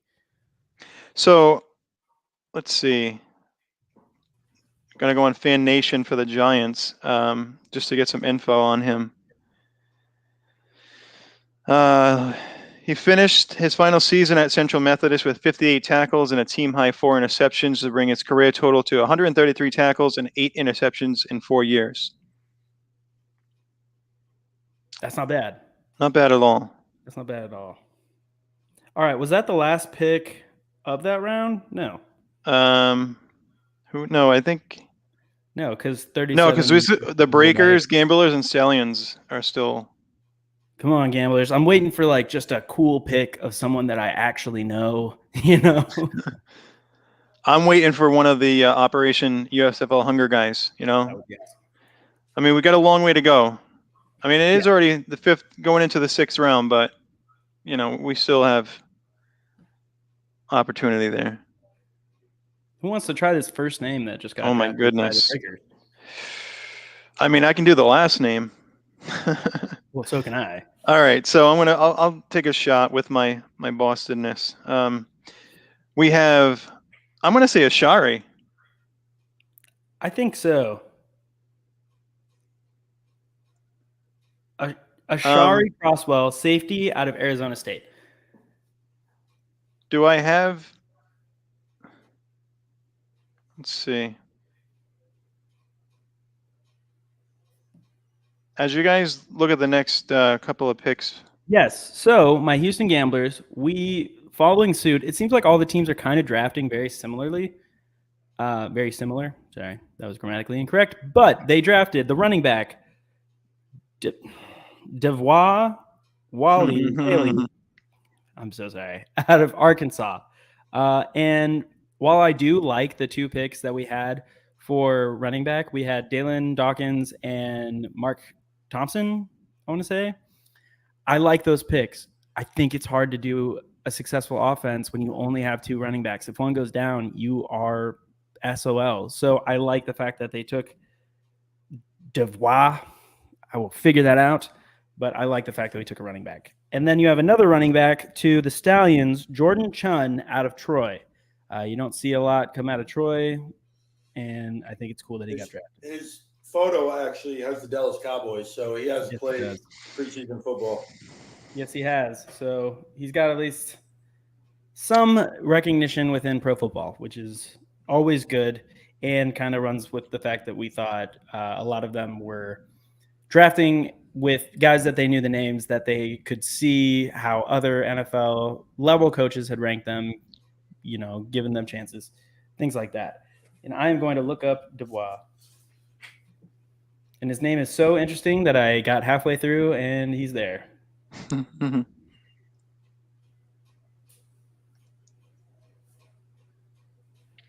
right, let me work on something while it's in between rounds here. Let's see what we got. Oh, he's from Beaumont, Texas. What is up? Gotta love guys that come out of Texas, man. We have the best football players. Definitely not Georgia. Okay.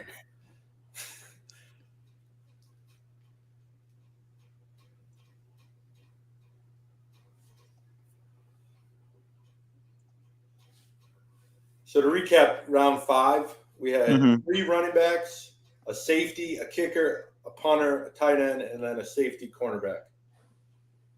Seems like we're in a specialist running back portion of the draft, and there's like a run on them. I don't know. You guys play fantasy football. One guy picks your tight end, and everyone's like, "Oh God!" Everyone picks their tight end. Everyone picks their tight end, or picks up their backup quarterback, and it's like, "Oh my God, we gotta get him now." I love when that happens because I don't follow suit. And I won both of my fantasy football leagues this year. So Oh, there you go. It You do worked. your research, though. You definitely I do your do. research. I do. Another thing I get from the Le Monster. But yes, I love when people do that. Suddenly someone grabs their backup quarterback and everybody's going to grab their backup quarterback. Someone grabs a tight end and everybody wants a tight end. And I'm like, okay, you need to go to the positions that have a little more depth where you can get more bang for your buck.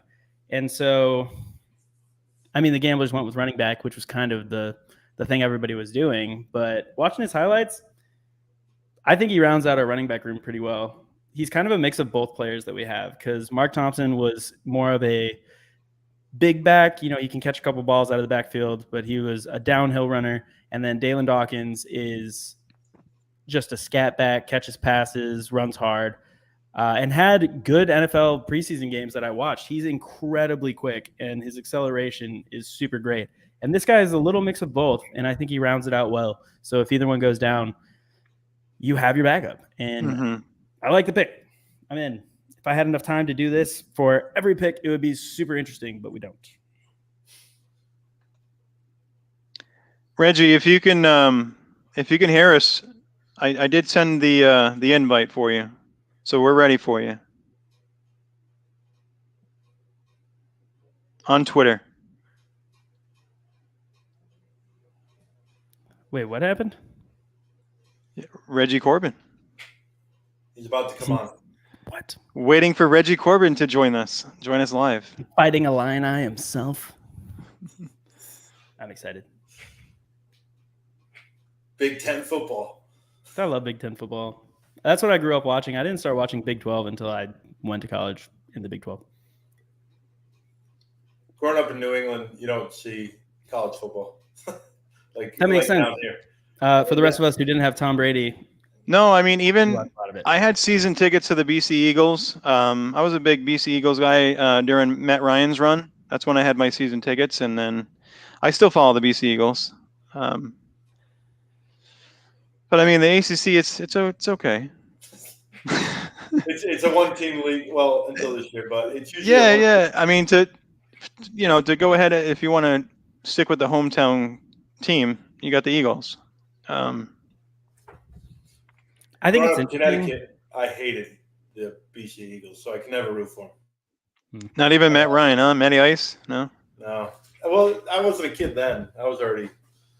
Yeah, I know. Yeah. So, yeah. They couldn't create. I think it's super interesting that the official pages for the USFL, they don't really do much unless it's a day where there's a draft, they're releasing schedules, something like that. And it almost feels like it's 8 people sitting in a room talking to each other and just replying. I think that's pretty funny. College football is just who gets to play Bama every year. You win some, you lose some. I don't know. I think Alabama is great, obviously, but I think slowly college football is going to change a bit. Gross. Not an Alabama guy. Oh, look, we would like to welcome to the show Mr. Reggie Corbin. Reggie, how are we doing, man? How I'm are good, you? man. I appreciate you guys having me, man. It took me a absolutely. minute to get on here. I was trying No, it's okay. to get Twitter on my laptop and all that for the first time. It is what it is. I just grabbed my phone. I said, all right, I gotta hop on. Well, we appreciate it, man. How you doing? I'm blessed, man. I get to be a part of the USFL, man. The restart of it. Basically, jumping back up and everything. It's the new USFL. Yeah, definitely. Yeah, new start. 100%. Yeah, man. I'm blessed, man. I couldn't ask to be in a better position, You get to play football for money. Crazy. Lucky. Ace is blushing. Yes. For free. Ace is blushing. I mean, Dude, I played cool. my entire life for free, so like practice for free and more. So. Okay, so I gotta ask, how was it playing at Illinois? It was good, man. It definitely had its ups and its downs for me. I don't know if you guys watched me the whole time, but when I first got there, man, I was even going back to when I signed. Right, it was just me and Dre Brown. I think we were both 3 stars. And then on signing day, Keyshawn Vaughn, signs, and he's like a 5-star in some networks, and then other ones he's like a 4-star. But it was a battle, man. It started off great. I was like the first freshman to get my stripe off, so I'm feeling great, And then got hurt, dealt with some injuries, man. But it ended up being amazing. I wouldn't replace Illinois for anything in the world. It was such a blessing to be there. To be able to like go down in the record books at that school is like crazy, And I haven't even gone back yet. Like I can't wait to go back and like sit down and be like, dang man, like this is beautiful. So Big part of your life. crazy. 5 years, man. Well, absolutely. You got to get back up there to Champaign. I heard they're getting a new Raising Cane's. It's one of the first 2-story Raising Cane's, and I only know that because I designed the roof. So. You just convinced me. First of all. Yes. Oh my god. So you need to go back. Wish they had that. DM me when you go back. I'm gonna meet you there. I got family in Illinois. I can make up reasons to go. Grandma, I would love to see you. I'm here I wish to see I could Reggie. go for the basketball games and everything, man. I wish, man. They weren't that good when I was there, so I was going to the game still, showing support. But imagine like seeing a top 10 team and who I think is going to win the national championship this year, regardless. Imagine seeing them every time. Look, hey, we can do it, man. I don't know if I'm allowed to bet on that, but I think Calvin really just proved that you are not allowed to bet on anything. Yeah, that is true, man. My prayers go out to him too. But if you want to make a deal for some push-ups, we can do that too. I just will make a deal for push-ups. You DM me. You see my handle right here. You DM me for these push-ups.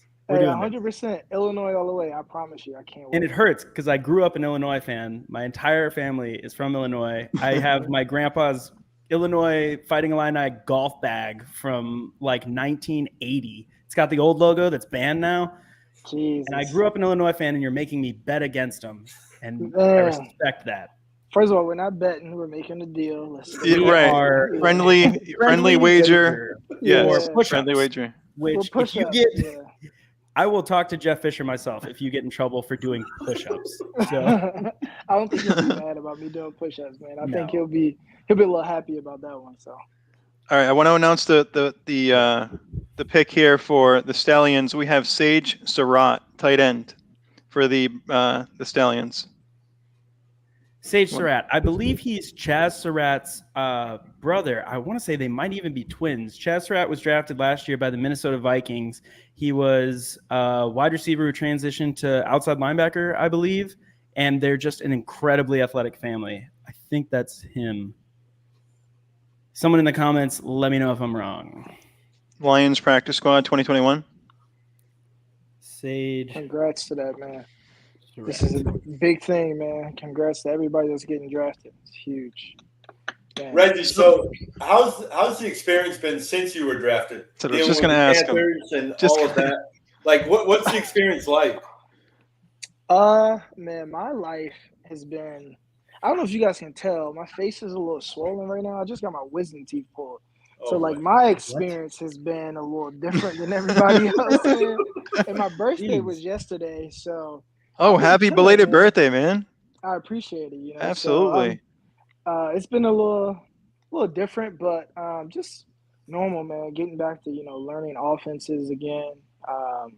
It's different, man. Like, I never would have thought, I would have been playing in USFL right now. So, but I'm like so grateful for it. I'm so excited. This is probably the most excited I've been to play football in so long, and I haven't played in forever, ups and downs. And people have been asking me 24/7, where you been? What have you been up to? And I've just been, not saying anything. But, man, it's great to be able to go back out there again and, like, play. So that's awesome. You got your wisdom teeth out yesterday. Now, I got my wisdom teeth out, last Friday? Oh, so you've had a little bit of time. Okay. He said, have you had your wisdom teeth out? Well, yes, I have. And that's why I thought you had it yesterday. I was like, you are a man coming on here the day after. No. But the stitches are still in there. I'm still going through it. So, but it's good though. Like I'm so happy. Like I had a birthday yesterday, man. Like I get to play football going out there on the 21st. This is gonna be dope. Like, That's I'm awesome. not worried about my wisdom teeth. You know, it is what it is. So how I'm about excited. how about teammates and everything? Keeping in touch and with the meetings and things like that. Anyone you clicking with, meshing with so far?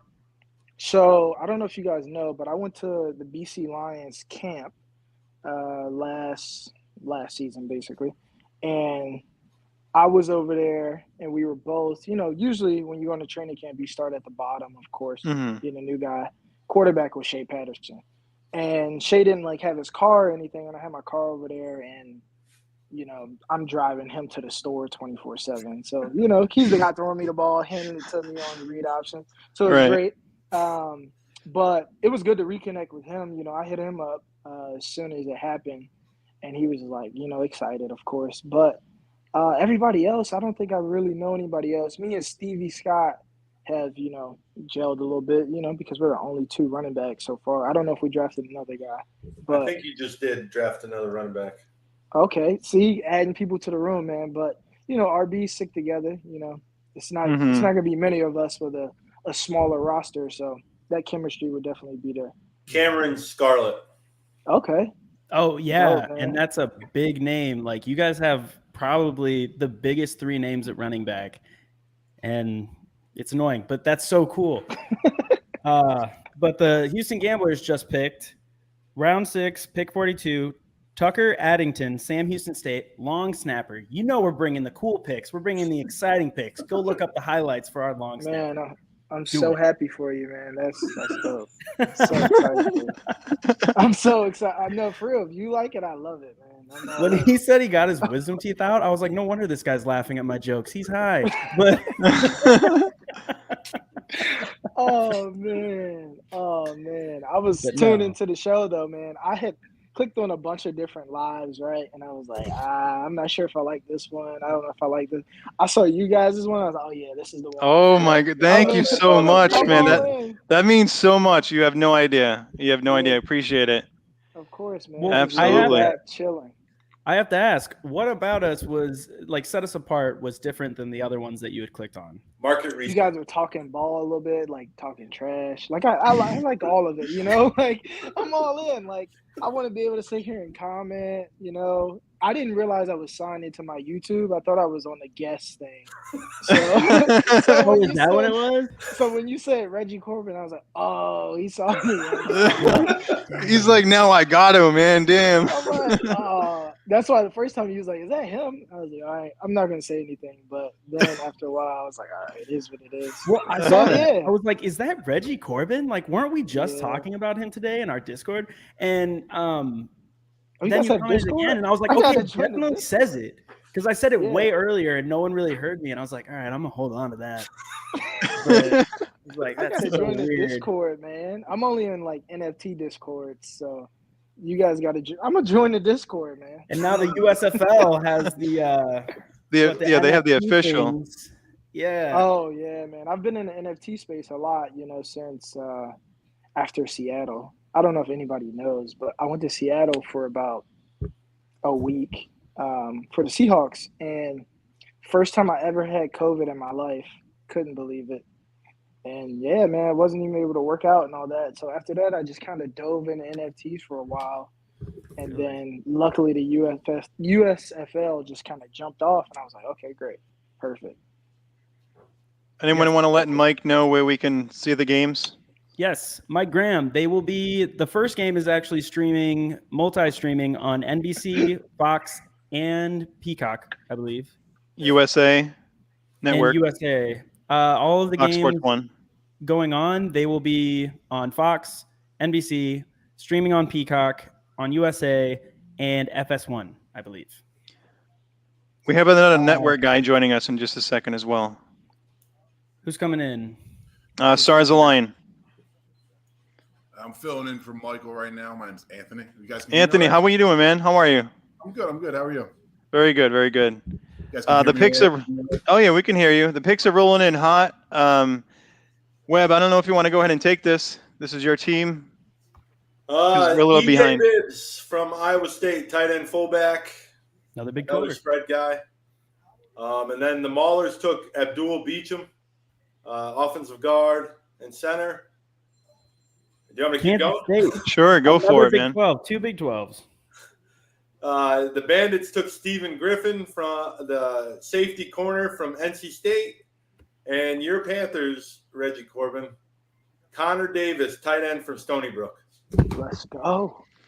Let's Fun go. fact, they call me Ace. My name is actually Connor. So Wow. Well, no, you're ace to us, so I'm Ace sorry. to you. Yeah, How'd yeah. you even get that? That doesn't even correspond in any sort of way. So please, I want to hear the background story on that really quick.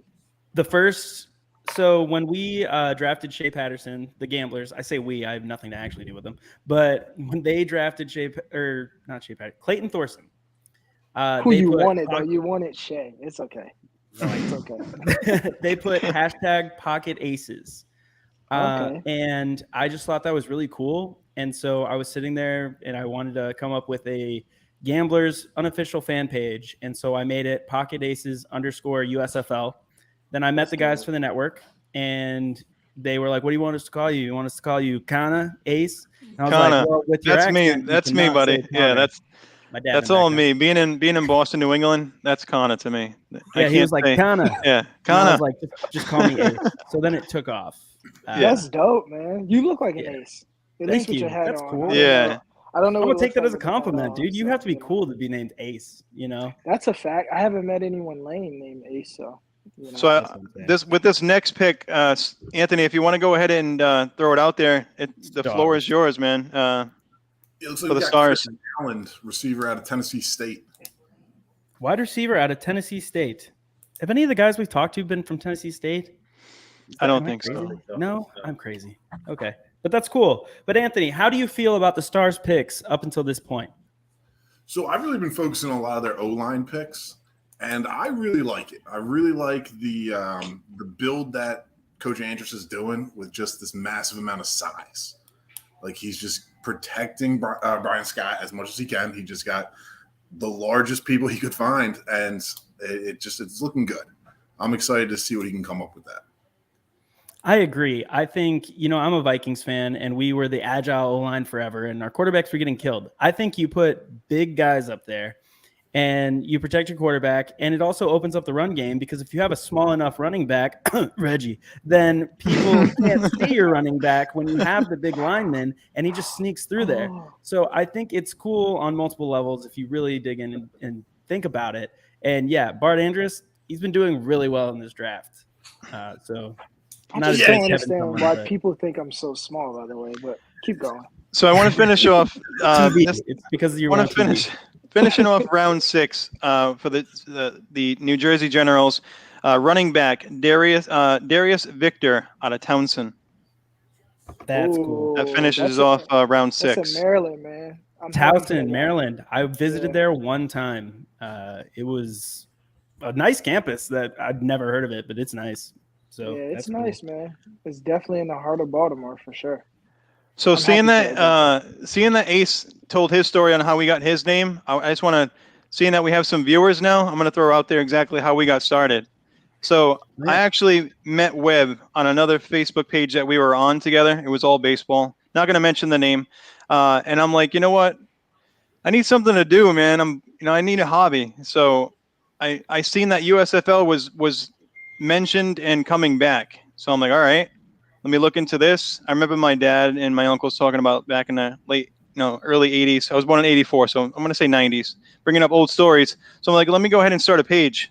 So in January, I started a Facebook page, USFL Network, but it was like USFL 1.0. And started it from there. And it's just blown up. Now we have Facebook, we have Twitter, we have YouTube, we have Instagram. We just started, but it started from a Facebook page with just myself. Then I reached out to Webb and I'm like, hey, you want to do this with me? Being friends with him. He's like, yeah, let's try it. And here we are today. It's crazy. Talking to athletes like yourself, it's a dream come true, honestly, for anybody. You know what I mean? So we appreciate it. I appreciate it more than anything because like I said, we started this with a small Facebook page, so it's great. It's very honestly humbled. Surreal. You think about watching these players on TV, even college, and then you meet them and you realize they're just people. Like, you Right. had told me 3 weeks ago that the starting running back for the Panthers, I was going to call him Small on Facebook Live. I'd have been like, what are you talking about? I don't even know who that is. But here we are. And I did. You're 5'10", though. I'm 5'7", so you get to make fun of me. You know? And it's crazy. He just man. looks big on camera. Ace do looks look bigger big. on camera. I have a big head. People think I'm so small, and then they see me in person, and they see my legs, and they're like, "You're not small at all." I'm like, yeah, I know. I don't know it's why they because think I'm small. You're a running back. You're standing next to quarterbacks who are always super tall, and then offensive linemen who are huge. So, you know, think about me. My best friend growing up played left tackle at Tarleton with Ben Holmes, actually, and he's 6'5". I was walking around him all through high school. How do you think I felt? Yeah, all of my roommates and teammates were huge. You know, all my best friends are tall, 6'5", 6'6", but I just think I'm like 6'7", so it doesn't even matter. Yeah, dude, I get that. So- I felt like I was walking, like I was an elf walking with Santa Claus all through high school. It was ridiculous. So, Brandon, thanks for the pick, letting us know. I do see it here for your Houston Gamblers. Eric Brown. Gamblers. I like it. They're listing him as an offensive guard. Let's go. From Merrimack. That genuinely does excite me because I really thought it was weird that you could only pick 2 guards unless I guess you took a compensatory pick in the draft to get a third guard, but you only got 1 starter for each side of your center, and that blows my mind. So the fact that they went and got another center, it eases me, makes me feel better. Offensive line is going to be so important to protect big, fast running backs like Reggie. So, you know, you got to go get the offensive lineman. So I'm really happy with that pick. A lot of people are probably like, oh, another lineman. No, that is a great pick, and I like it. No, it is. It's all about protection. you need linemen, man. They're the best people to be around. Oh, 100%. Who else is gonna eat all the food, man? It's There you go. You're like, I can't gonna finish this waste food. pizza. They're like, well, I already finished mine. Give me yours. So exactly, man. We're gonna waste food at team dinners if we don't have enough linemen. Like it's just it's pointless at that point. What are we doing? all right. But with that pick, I do have to go to dinner. Like we said, this is a hobby. My parents are in town, and it's their last night, so I have to go. Everybody, thank you so much for, you know, being on, doing the USFL Network with us. Reggie, thank you so much for coming on, and this has been really cool. I'm going to DM you about push-ups because Baylor's going to win. So I appreciate it, and I will DM ILL, you. no chance. I'm Have a going to great DM you. night. Be ready. Hey, and the Nets are cooking right now, so I'm just excited. Go Bulls. this We is lost last going night. great. Go Bulls. The Sixers are a second half team. Yeah. Okay. Oh, my gosh. Listen, Kyrie just had 50 with 19 shots. Come on, man. This is good. He's mad. Like, this is bad. Gosh, he's giving unvaccinated buckets. Like, it is unreal. It is unreal. We don't just cover the USFL. We cover NBA with USFL players. We do it all. Man, I appreciate you guys having me, man. I'm about No, to stick try to around, see Reggie. this We're game on. for sure. We're I on. just have to go. There's Yeah, Ace has to go. We're staying on for, you know, we're right through. So Man, I got a pack. I'm getting ready. no, you're man. fine. Look, Anytime, go for it. Anytime you guys want me to come back on, I'll gladly come back on. Absolutely, I we appreciate you guys that. having me for sure. I Thank you. love all you guys, man. It's Thank been you. great. This has been great. I don't know what day it is. What is it, like Thursday? Today's Yeah. Thursday. Yes. Yeah, Yes. this is a great Thursday night. Great thing to do on a Thursday night. I appreciate it. I gotta go play Xbox 2K. Get Yeah. right, man. So There we go. I feel Well, like thank you I so made much, Reggie man. leave. I'm being a real ace hole, you know. Yeah, he is. No, we're good, man. I appreciate it. Reach out to me anytime for sure. I got you. All right. Appreciate Good it. luck Will with do. everything, man. For sure. That was great, man. That was awesome. Love it. So, do you want to go ahead and announce your pick? The next pick that we have? We took a specialist, a long snapper, Tucker Bernard, out of San Diego State. So that's the 7th round. What do we got? A couple more picks in the 7th round? Oh, no. Yeah, we have the next pick was it's for the Pittsburgh Maulers. This draft order, not It's just, yeah, It's all over it's the just place. crazy, crazy. My stream just broke for what I was using to track the picks. So now I'm trying to scramble to find a new one real quick. Ramiz Ahmed, he's a kicker out of Nevada. He just went to the Maulers. Yes, to the Maulers. the fascinating thing that I like about this is when you see these screenshots with the draft picks, you actually get to see them in the uniform for most of them. And it's actually some of the players, it's the first time I've ever seen them. So it's like your first, obviously a long snapper is nothing like a long snapper is a long snapper. But when you look at some of the linebackers and the running backs, it gives you a quick vibe of what the pick is. But we have the next pick. Did we already mention this pick from the Stallions? No. All right. So it's Marlon Williams out of Central Florida, wide receiver. Sticking with his small school, I know Central Florida had the national championship one year, but Skip Holtz chose a lot of mid-major, low-level schools, and he's sticking to his roots. That's where the talent is. I mean, we've been seeing it through Twitter the whole time. I mean, we see the tryouts, not the tryouts, but we see the work being put in, and it's the lower-level schools, or it's just the younger guys. But we do have the next pick for the Philadelphia Stars, Anthony. I don't know if you have it up just yet. One second. My stream kind of cut out. No worries. We're live, man. It's all good. Thanks, man. No, if you have it, you got it. I got it right here. It's Gabriel Sewell Jr. out of Nevada, inside linebacker. I love how they intricate the actual positions. If they're going to be versatile or they're going to be, one single position, are they going to move around? It's very unique. I enjoy that so far with the picks. Anthony, I know you've looked at the Stars roster a lot more than I have. Are you guys running a 3-4 or 4-3, do you think? So Brandon, you got to find that out. I've been looking at the defensive line. I don't know if they've officially said it, but it's looking more like it would be a 3-4 because like some of the athleticism I've seen, the edge guys that they've gotten, I think it would better fit that. But then again, I could be way off. They could be thinking something completely different, but I like what they have in terms of the front seven. They definitely loaded up on edge guys. So I could see them, athletic edge guys who can easily run a very good 3-4. I thought the same thing until Soto told us on our live that I thought the Breakers going to run a 3-4, but they're going 4-3. So I think it's versatility, really. I mean, what I've read from Coach Andrus's thoughts is pretty much just why even have a defense? He's just ready to throw the ball and put up points. He's just excited to do that. So he was in an interview where he mentioned, we're just going to score a lot of points and move the ball. No mention of the defense at all.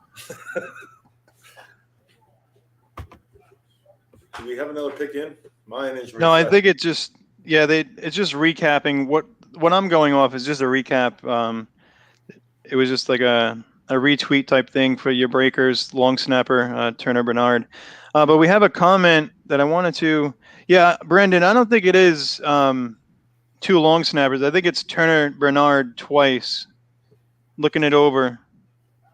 Yeah, I was like, wow, two long snappers. Are you crazy? But yeah, no, it's just the one. But going back to, was it Marlon Williams? Brandon, you had put something in the comments I wanted to throw up there. Career stat-wise. 2,260 receiving yards in the career for Marlon Williams for Central Florida. Is that correct? Yes, at UCF. That's productive. That's not bad. That's not bad at all. That's not bad. Very nice. Appreciate it. So, Anthony, in my power rankings, I put you guys as the top team in the East. Who do you think is – I think Mike did your vote for the power rankings, so I don't think you got a vote. Who do you think is the top team in the East? I mean – Philly guy, going to say Philly. Go ahead. But I got some backing to it. I really love the pairing of Andrus and Scott. I think that's going to be a big thing. Granted, I haven't dug into any other teams as much as I have with Stars, so I could be way wrong. But I do think Stars are going to be at the top. It's just I really like the Andrus and Scott pairing.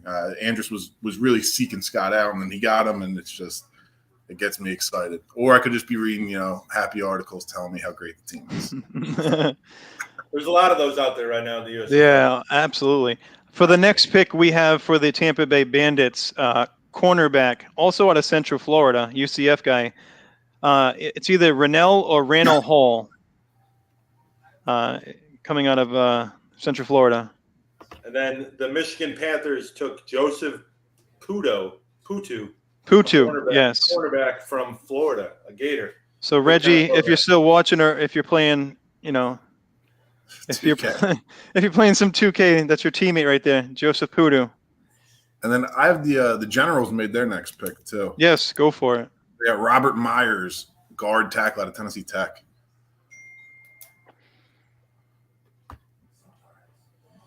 I think wasn't Cherry? That was Tennessee. Was it Tennessee State or Tennessee Tech? The stream I have says Tech. It could be wrong though. Yeah, I'm getting Robert Myers, Tennessee State, from the Generals website or their Twitter account. And that wraps up round 7. Now, in terms of other good teams, I have seen the Bandits looked pretty good. Yeah, we did a poll. Yeah, we did our poll, and they're up there, 4 out of 10 guys. Yeah. Oh, sorry, God. Well, you got the quarterback, and then you got the offensive coach and Haley, NFL pedigree. They've got some decent weapons, just a deeper roster. I actually think the Stars have a higher ceiling. I don't know. Just looking at the roster, I was like, all right, the Bandits are better, but I think the Stars, I think the Panthers are going to be decent. I obviously think the Breakers, but the Bandits was my number 1. Stars were 2. So, I mean, I think a lot of people were thinking the Panthers too, from what I've seen online, strictly because of the Jeff Fisher hire and the first pick. Yeah, and I don't. Me personally, I know Ace disagrees. I don't know if Shea Patterson's the number 1 at the first game. You can say that he's not here. It's all right. You guys can discuss it on your podcast. I really believe that if Paxton Lynch was available when the Daytona 500 was taking place and they're announcing these picks, because remember, it didn't happen on draft night. And Paxton Lynch wasn't available. I really think Jeff Fisher would have taken Paxton Lynch first. I really do. He just fits the Jeff Fisher mold. Big guy, big arm, kind of McNair, Vince Young. I don't know. I think Paxton Lynch will be the starter. And I know Reggie is boys with Shea, and I'm sorry, Reggie, but I just now he's not going to come back. Yeah, I'm sorry, Reggie. Come back. I won't be on the show, or you can yell at me, or we'll bet some push-ups on that too. But friendly wager, no betting. I just think Paxton Lynch fits the Jeff Fisher mold more than Shea Patterson. So Fisher can adapt.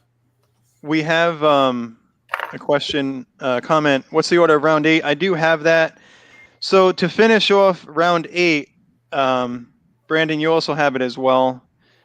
We have the Generals, the Panthers, Bandits, Stars, Stallions, Pittsburgh Maulers, the Breakers, and then Gamblers. The final round to finish it off. So to summarize, basically what's happened tonight, it's a lot of defensive line, some O-line linebackers that are hybrids with the safety. I guess a couple corners. I didn't see a run on corners, and then you got the specialists in O-line. Yeah. So. You can never have too many O-line guys, so you're always going to get them. I like the Stars' second round pick today with the Adam Rodriguez. He was kind of a fullback edge guy. I like that versatility that he has. Yeah. I don't recall another fullback edge guy. I've never in my day have seen, even in my playing days, I never saw a fullback edge guy. A fullback D tackle, sure. Like, yeah. Big guys that are blockers. Like, I know Will Fork used to do that for the Patriots every once in a while. But, like, yeah, an edge guy that plays fullback, that's just crazy. I mean, I don't see Andrus' offense really using a fullback. I don't see, putting a hand in the ground a lot. So maybe the edge athleticism, more of like a tight end. That's what I could say, like an H-back type role. Yeah.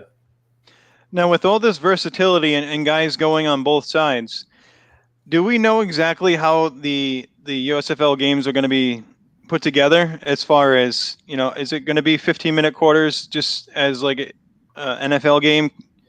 I haven't seen anything different. That's what my question is. I haven't either. So I was wondering if like maybe are they cutting it down to like maybe 12 minutes, like an NBA game in 4 quarters type thing, and they'll be able to go ahead and make these guys more versatile. I have no idea because they haven't mentioned anything as far as is it going to be traditional or what? I don't know. Yeah. Now you mentioned I haven't heard anything either. Like, I mean, that's football 101, like 4 quarters, you got 15 minutes apiece. You got one half of football. But yeah, even Brandon mentioned, maybe 12 minutes. But I was thinking the same thing. If they're going to be drafting these guys the way they are, versatile, things like that. And XFL, did they do 10 minutes? Did they do 10 or AAF? I'm not sure because I don't remember. I read one opinion piece. I forget who wrote it out of a newspaper.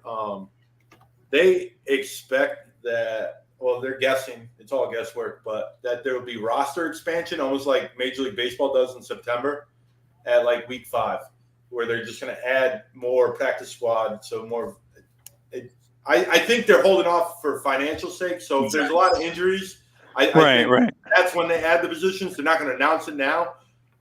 That's what this writer was saying. So like, they're hoping that no one gets hurt and they can run with this roster and save money on payroll. But if the product is hurting, I think they're going to expand the rosters. Yeah. We have the sorry, you want to go ahead? No, go ahead. I was just going to pretty much agree to that. Oh, okay. No, go for it. We got the picks, but I mean, we can still discuss. You want to go ahead? I think it's a very fluid kind of setup in the beginning, especially. They're going to try to feel it out, see how the financials come in. I mean, if they're not going to make adjustments, they're going to. Right. I mean, ticket prices on through the roof. So, Daryl Johnson says it's not about year 1, it's about year 3. He said that in one of the interviews that he did. So they're looking for long term, and so I think they're doing it right. It's not like some of these other leagues that we've seen, even the XFL the first time around, where it's just like spend. They're trying to do it very, very cautiously, and they don't have the support of the NFL. Right, and this time around, the XFL, just to touch base on them, with the backing of the NFL, they're going to be able to go ahead and do what they want. You know what I mean? So they with that money that they're going to have, it's just going to be, But like the NFL used to be with the World League and all that in Europe, and NFL the league never took off. So I don't know if for a springtime football fan, I don't know if I trust the NFL running that league because ultimately they just worry about the 32 franchises. So that's where they're going to spend their time and money. I just don't see them putting effort into the XFL as much as it needs, I guess. Right. So Brandon asked, does the USFL filter into XFL? So what happens is pretty much what they announced is the XFL is going to be the minors for the NFL. They're going to use a lot of their ideas in the XFL moving forward. And I don't like that idea. They're not original if they're going to have the backing like that of the NFL and use their ideas first. And it's just like, in AAA with the pitch clock or things like that. They're going to use everything in the XFL first. Then if they like it, let's bring it up. I don't like that. USFL is its own kind, its own league. And that's why I'm more drawn to this than the XFL. Yeah, and I don't like the way the NFL worded it, too, because they essentially called it they were careful not to say feeder league for players, like more so just focus on schools, which I think somehow makes it worse. Like if it's going to be the minor league of it, lean into it. Like stop trying to just act like it's going to be the experiment league. Right. We heard that way too much. Yeah. The NBA with the G League is a perfect example how they've finally embraced a minor league and a developmental system, and it's actually. But they're not all connected to a pro team, which I like as well. Yeah, they're not. Yeah, like there's their own separate groups. I forget the name of the one team that just kind of picks up Ignite. Kids who go to high school, they want to go to college. The Ignites or Ignite, Ignites or whatever. And then all those kids get drafted in the first round. Yeah. I think they just had that Jalen Green kid who's really good. He was there last year. Yeah. So I mean, Kuminga from the Warriors, who's done well, was on there too. So we got some picks coming in too, guys. If you want to throw them out there. All right, I have the New Jersey Generals getting Jacob Williams, D end out of Western Kentucky. I'm behind, so go ahead if you got more. Oh yeah. So yeah, Jacob Williams, Western Kentucky tight end, and then we have Devin Ross out of Colorado, Michigan Panthers. He is listed as a wide receiver / return man. So You have Jacob Williams as a tight end. that's how they have him listed. They have him listed as a tight end. Yeah. This is a second mistake on my stream. I guess I gotta get a new stream. Yeah, they have him listed there. Getting Travis Feeney to the Tampa Bay Bandits, outside linebacker, Washington. That's correct. Yeah. 6 is the 8th. The 60th pick is Ahmed Dixon for your Philadelphia Stars, safety cornerback. And then the Stallions took Josh Shaw, safety cornerback out of USC. So you got to run a flexible D-backs. We're back in that fantasy. Oh, everyone grabbed something. We got to grab something kind of aspect. And as these later rounds happen, I like seeing the bigger school guys, just because I think their ceiling might be a little bit higher. They were probably heavily recruited. Maybe for one reason or the other, just didn't work out. So whenever I get like a big, like Ahmad Dixon from Baylor, I like that. I think that's going to be something positive to get excited about. And it's going to bring more fan bases and more fans to watch these games. As like, oh, this Baylor guy, I went to Baylor, so and so. So it's just good to have that on. The next pick is the tight end for the Maulers, Hunter Thedford of Utah.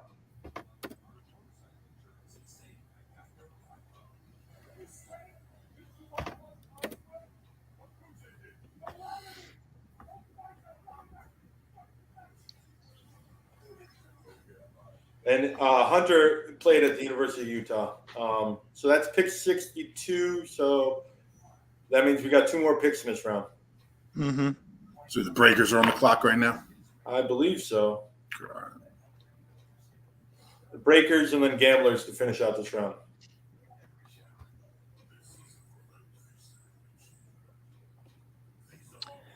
And for those who have stuck around with this for a little over 2 hours and 2 hours and 10 minutes, I can't believe it's going that much. How long we've been on. We do have things coming up live, coming up on Friday. Webb, we have Donald Payne Jr. on Friday. From the Gamblers? From the Houston Gamblers. And on Sunday, we have Jalen Allen. The offensive guard. Offensive line, yes. Breakers. So those are 2 guys coming up that we will have on live. We do everything live. That's why we're one of a kind. Always got to throw it out there. We do everything live. Why not? Everything's pre-recorded. And this is the shameless plug time. Anthony, talk about your website that you guys got going on. Yes, go for it. Yeah, so we're doing a little bit of research right now. Me and one other guy are really trying to understand the roster, understand the background, especially these players on this roster, and get it so that we can kind of know the players as much as possible. So the fan engagement, we have that rolling out. I believe it just rolled out either tomorrow. I think we're really going to start putting more of the articles up. So the articles are written. Michael is proofreading them and being as critical as possible. So we're really trying to make sure everything goes well with that. So we'll be getting that out there. So Anthony, what's the name of the website? We're going to go off of the link should be in the Stars Align Twitter handle. Give me 1 second here. Sure.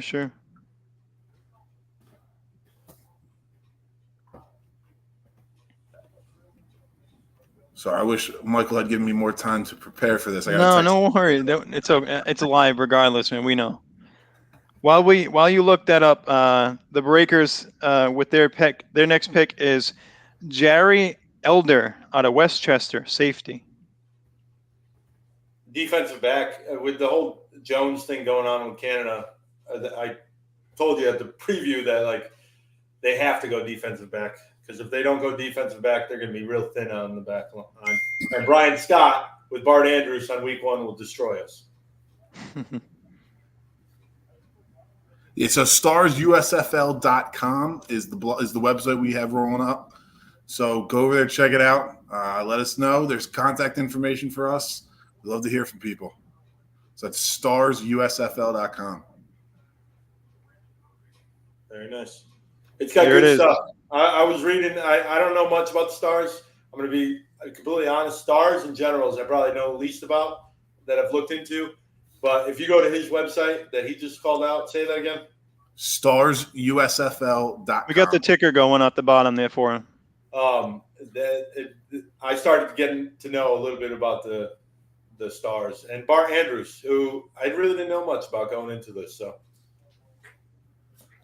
yeah, and I keep trying to find articles to know so much more, especially about the defense, and it's just like nope, offense. So that's something to get excited about, especially for fans of football. It's just going to be an exciting thing to watch, exciting product. So Brandon, was that Jerry Elder's stats that you have up here in the comments, just so I can throw it up there?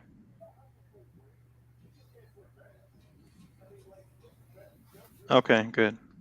So just more on the safety, Jerry Allen for your Breakers. Appeared in all 11 games, led the team in the conference in interceptions. Ranked third in NCAA D2, ranked third on team in tackles with 46, defended 10 passes, posted 31 solo tackles and 15 assisted stops, registered half of a sack and 2 tackles for a loss. So nice. Like it. Utility. So that's it, man. To round 8, we got a tight end, a wide receiver, outside linebacker, safety corner, tight end, safety, wide receiver. So wait a minute. Teams are copying each other at this part. Yeah. So how many rounds do we have? We have 10, so we're going into round 9. Okay. Wonder if I should sit down for a second. I stand the whole time because I like this. I don't know. I sit all day for work, so I'm like, oh my god. Round 9, draft order: Stallions, Gamblers, Panthers, Generals, Breakers, Stars, Maulers, and then Bandits. Let's get some info on Teal Redding for the Gamblers. All-American football wide receiver for the Montreal Alouettes of the Canadian Football League. He attended Michigan Collegiate High School. He played college football in Bowling Green and was originally signed by the Detroit Lions as an undrafted free agent in 2018. Brandon, thank you so much for the info, man. We appreciate it. Trying to man everything here, so it's crazy. And I forgot it was 10 rounds. I really thought it was 8 rounds and I was out. No, I'm only kidding. You can follow Brandon. He's our Bandits guy at @saddleup_USFL. So yeah, throw it up there, Brandon. We'll post it on here. So for the network, we try to cover every single team from every angle, and then we have general order of the 9th round. You mentioned that. I'm sorry. Did you mention the order of the 9th round? I did. I'm sorry. But so we try to cover all assets, and we work together as a team. It's come a long way, and we still got 25 eyeballs following us from what I see. So yeah, we appreciate it. I don't know what else. I know other guys and other groups out there and pages that they're running too, but we are the only ones, honestly, and I've heard this from the USFL themselves. We're the only ones that actually go ahead and stream live with players. So we're unique. We're that grassroots, and I appreciated that comment when I had the conversation, and I'm gonna keep going with the live. So I appreciate everyone that's come on, guests, even guys that just talk football. Like yourself, Anthony, I appreciate it. Every individual that comes on, I appreciate it because it just helps us and it makes us grow. And if we can help you out in any way with your website, you and Mike, it's ticking at the bottom there. So any Philly fans out there, visit www.starsusfl.com. So, yeah, Mike's been working so hard with it, so I got to give him a shout out. Hate to give him definitely. Got to give him absolutely. A compliment. He's been working hard. He's got some things he's been working on, some people he's been in touch with in terms of some people to bring him on for interviews. So it's an exciting time. Well, in that case, Anthony, when that happens, you guys get somebody to come on to the USFL network. If that's what you're referring to, you come on with him. All of us. We'll fit everyone in. We'll squeeze them all in. So we'll have a nice round table. Oh, absolutely. I know we really just started this up a little while ago, so now we're aggressively hitting it. Yeah. And we're loving, the response from you guys as well. really welcoming and opening it up to us so we have a platform. It's just, guys talking football. It's just a good time. It's great to get into this. Oh, great time too. Absolutely great time. Especially with the Sixers losing. I'm a Celtics guy and PC guy, PC Friars, college basketball. Birmingham Stallions, they have picked up, they have drafted Marquez Tucker, Southern Utah, offensive guard. And Brandon, once again, is providing us with some stats, enjoying that. So you can see that on there. 2018 Senior Bowl started on all 11 games for Southern Utah in 2017. Junior season, second team All Big Sky, appeared in 12 games for the Thunderbirds, starting on the offensive line. I'm starting to lose my voice already. Oh boy. After 2 hours, yeah. I don't mind. Oh boy. Boston. I got to pull this up here too. I love it because that's how I pronounce everything. Boston.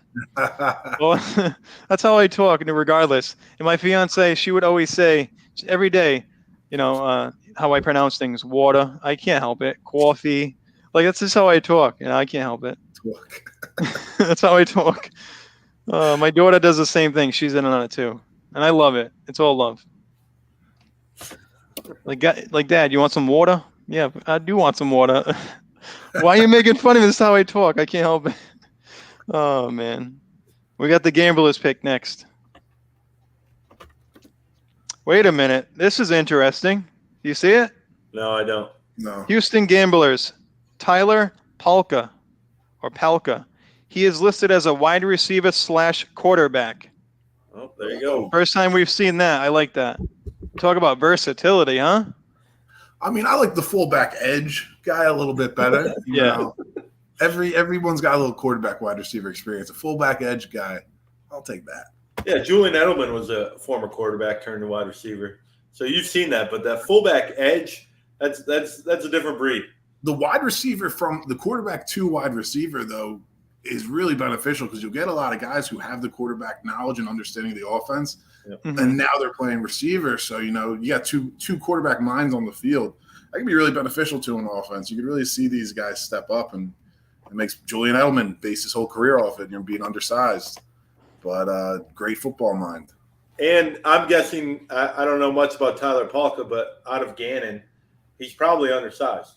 He's not a big time. So he is a small guy. So he's probably going to be a slot guy, and he'll be their third quarterback.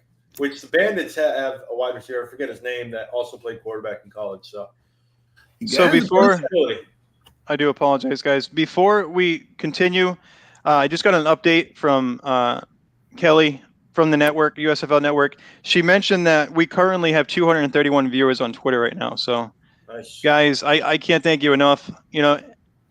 Just one view to me is amazing to have that many to where we started to where we are now. Much appreciated, and thank you, Kelly, so much for the update. And yes, Brandon, Taysom Hill. I was thinking about that name, New Orleans Saints. The quarterback, where he can just line up as wide receiver as well. The versatility is crazy. With that last pick that we were talking about, Tyler Palka or Palka. But who wants to go ahead off and name the next pick? For the Stars, we have Jahair. I probably pronounced it wrong, but Jahair Jones, just a big mauling guard. That I'm kind of looking up his stuff right now out of Miami. So another big-time school, 6'4", 320. Love it. I love what Andrus is building with his O-line.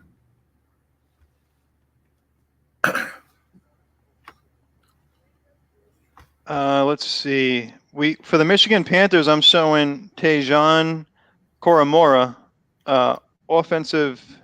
It's saying OC or is it OG? Is that OC/OG? Is what I'm seeing listed. Yeah, center guard for center. So they're going to play two positions there. So that's with the versatility is. And then. It's pronounced like Corona. Okay, so Coroma instead of okay. Thank you, Brandon. Appreciate it, man. And then the Generals drafted Brandon Haskin. Tackle, guard, center. I was about to say, talk versatility. Brandon Haskins, guard, center. So this is regarding Tejan with his stats. Started in all 51 games, played as a 4-year starter, consistently graded as BYU's top offensive lineman named to the Pro Bowl Focus All-American Second Team 2017. 3-time Remington Trophy watch list honoree, freshman All-American 2014. Brandon, thank you so much, man, for pulling this stuff up. I appreciate it. Well, he should. We voted the Bandits #1 in our power roll. Yeah. So he should be a part of this. We were nice. He is. He definitely is. You want to go with the next NOLA pick? I like it. I don't have it yet. So it's Matt White out of Monmouth. He is a punter, or it says PT/kicker. PT. Yeah, I don't know what PT is. Practice punt. Well, punter, we had one on earlier. It was just a P. So I don't know if it's what that really means, but the Breakers on their Twitter posted it as with the 69 pick in the supplemental draft, the Breakers have selected kicker Matt White, but they have him listed PT for /kicker. So I'm also seeing his name as Mike White. So I don't know if he between the two of them. Yeah, this is from the official Breakers. I don't know. Okay. No, I'm just like they have Matt, and then it's just funny they put Mike in quotation. Oh, okay. There we go. Yeah, I like that. Yeah. Okay. We have the Stars up next. I don't know if you see it. Oh boy, I do not. What do you guys have it? Yeah, I have. Jahari Jones from Miami. Yeah, I mentioned. Yeah. He did say that. All right, so you got that before I did, then. Yeah, because that just came up. I have the Maulers up next. Okay. No, I was saying Jahari Jones out of Miami, big mauling guard that I like. Gets excited for Andrus' offense. Anthony's an offensive line guy. You can see. That's what I played in college. All about the trenches. You could tell that was the first thing. No one talks offensive line the first time they come on, and they go straight for the offensive line. When we were divvying up the work for the website before we even assigned it, I was just like, I'm doing the offensive line. I'm doing the trenches. That's where it matters. So that's what we need.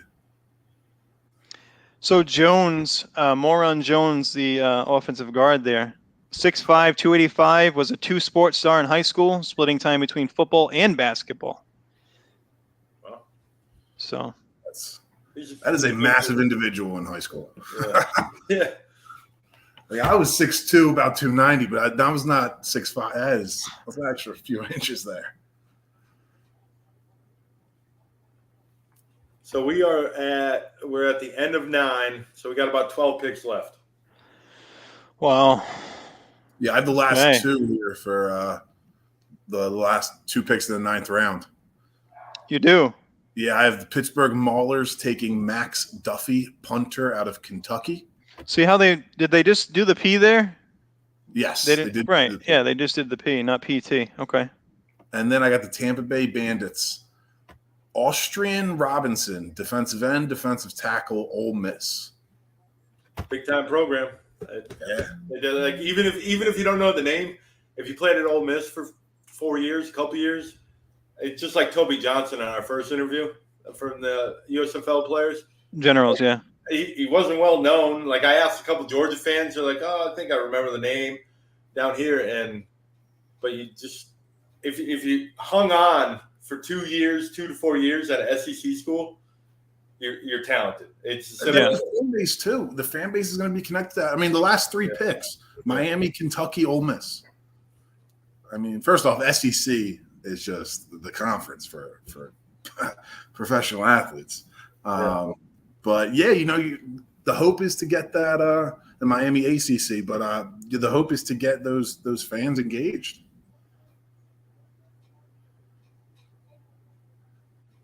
We have the comment saying that Molly taught Jair at Miami. Wow, I'm going to need to reach out to her and get some details. That's the way to do it. Yeah. So we mentioned everything. We mentioned everyone in round 9. Round 9 is complete. Am I correct? All right. So round 9 is. So I do have the. It says one more time. Round 10. We have first pick going to the Bandits. Second pick going to the Maulers. Third pick going to the Stars. 4th pick going to the Breakers. 5th pick going to the Generals. 6th pick going to the Panthers. 7th, Gamblers. 8th, Stallions. And I'm sorry if you guys already mentioned that. Just to go back, their graphic for the recap. Okay. The Breakers guy was listed as a punter / kicker. They corrected that there's no T. Oh, okay. All right. So we aren't losing our minds. What position is that? Point, tick, or like I'm trying to think of like, is it a place kicker? Like a different word for there's just a typo. So that will be your needless information that you need to know in like 20 years. Remember the guy? But so we're on round 10. We're still looking for that first USFL hunger. Yeah, Operation USFL Hunger, yes. It's our last shot. It kind of defines what we try to highlight. These guys trying to look for their shot. So here's to hoping that Molly said that your offensive lineman was 5'3" in the 4th grade with a size 13 shoe. Oh my God, that's incredible. He was bigger than Ace in 4th grade. I'm going to reach out there, see if I can get some little details to bring up to him. Maybe get him on here and talk to him. We love talking big guys. Like so far, we've talked defensive tackles, Shakir Soto and Toby Johnson, and those guys have been great. Like everyone's been great, but I guess tonight we had a good one with Reggie Corbin, but anyone that hits has been like they've told us some stories. So it's been really good. Some good things. Some good things. So now Man, what a long. Go ahead, Webb. No, now we're on round 10. Round 10. First of all, they said until 10:30. I think in one of the news articles, we're finishing up by 9:30. So that's pretty cool. And the first pick is already in. Oh boy! It's the Bandits select Antonio Reed out of Nebraska, strong safety / outside linebacker. I was going to say shortstop because baseball. Do you have the next 2 picks? I do not. I do not.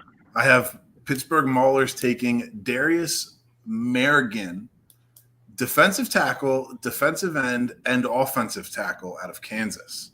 Wow. And then I have the next pick is the Philadelphia Stars, Paul Terry, running back, wide receiver, and special teams out of Eastern New Mexico. Matthew Slater, one of my favorite Patriots, man. Round 10 is Hall of Famer.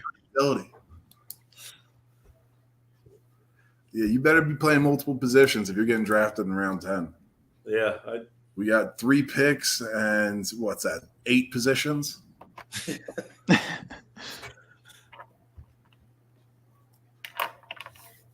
But you got to figure, especially in this league, you're going to get a lot of guys who are maybe both ways playing on the side of the ball. And that's going to make a name for a lot of guys, though. I'd love to see a defensive tackle, defensive end, offensive tackle. That's got to be a tough dude. Yeah. That's got to be a tough dude. And we had mentioned, because I'm getting it maybe a little late, we mentioned the Darius Morgan out of Kansas. That's one you were just talking about, right? Yeah. Yeah, I'm just getting them a little late or early, or they just all over the place. I'm just on the feed I'm on, just hitting like enter and refresh every like couple seconds. Yeah, I was trying to do that too, but earlier on it wasn't working, and I was like 3 rounds behind you guys. They are moving quick though, because I was told they are.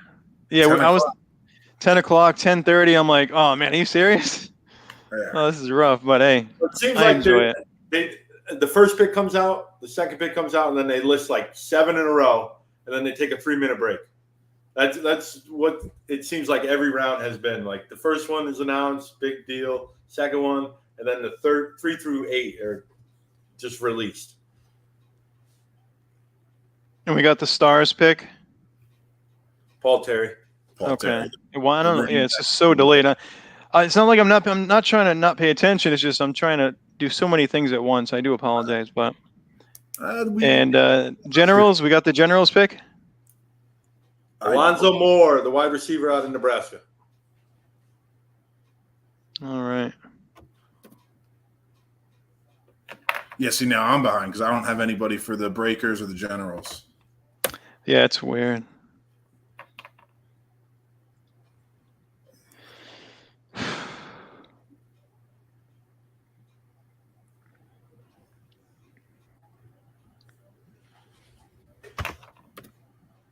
I think it's the Breakers on the clock now, right?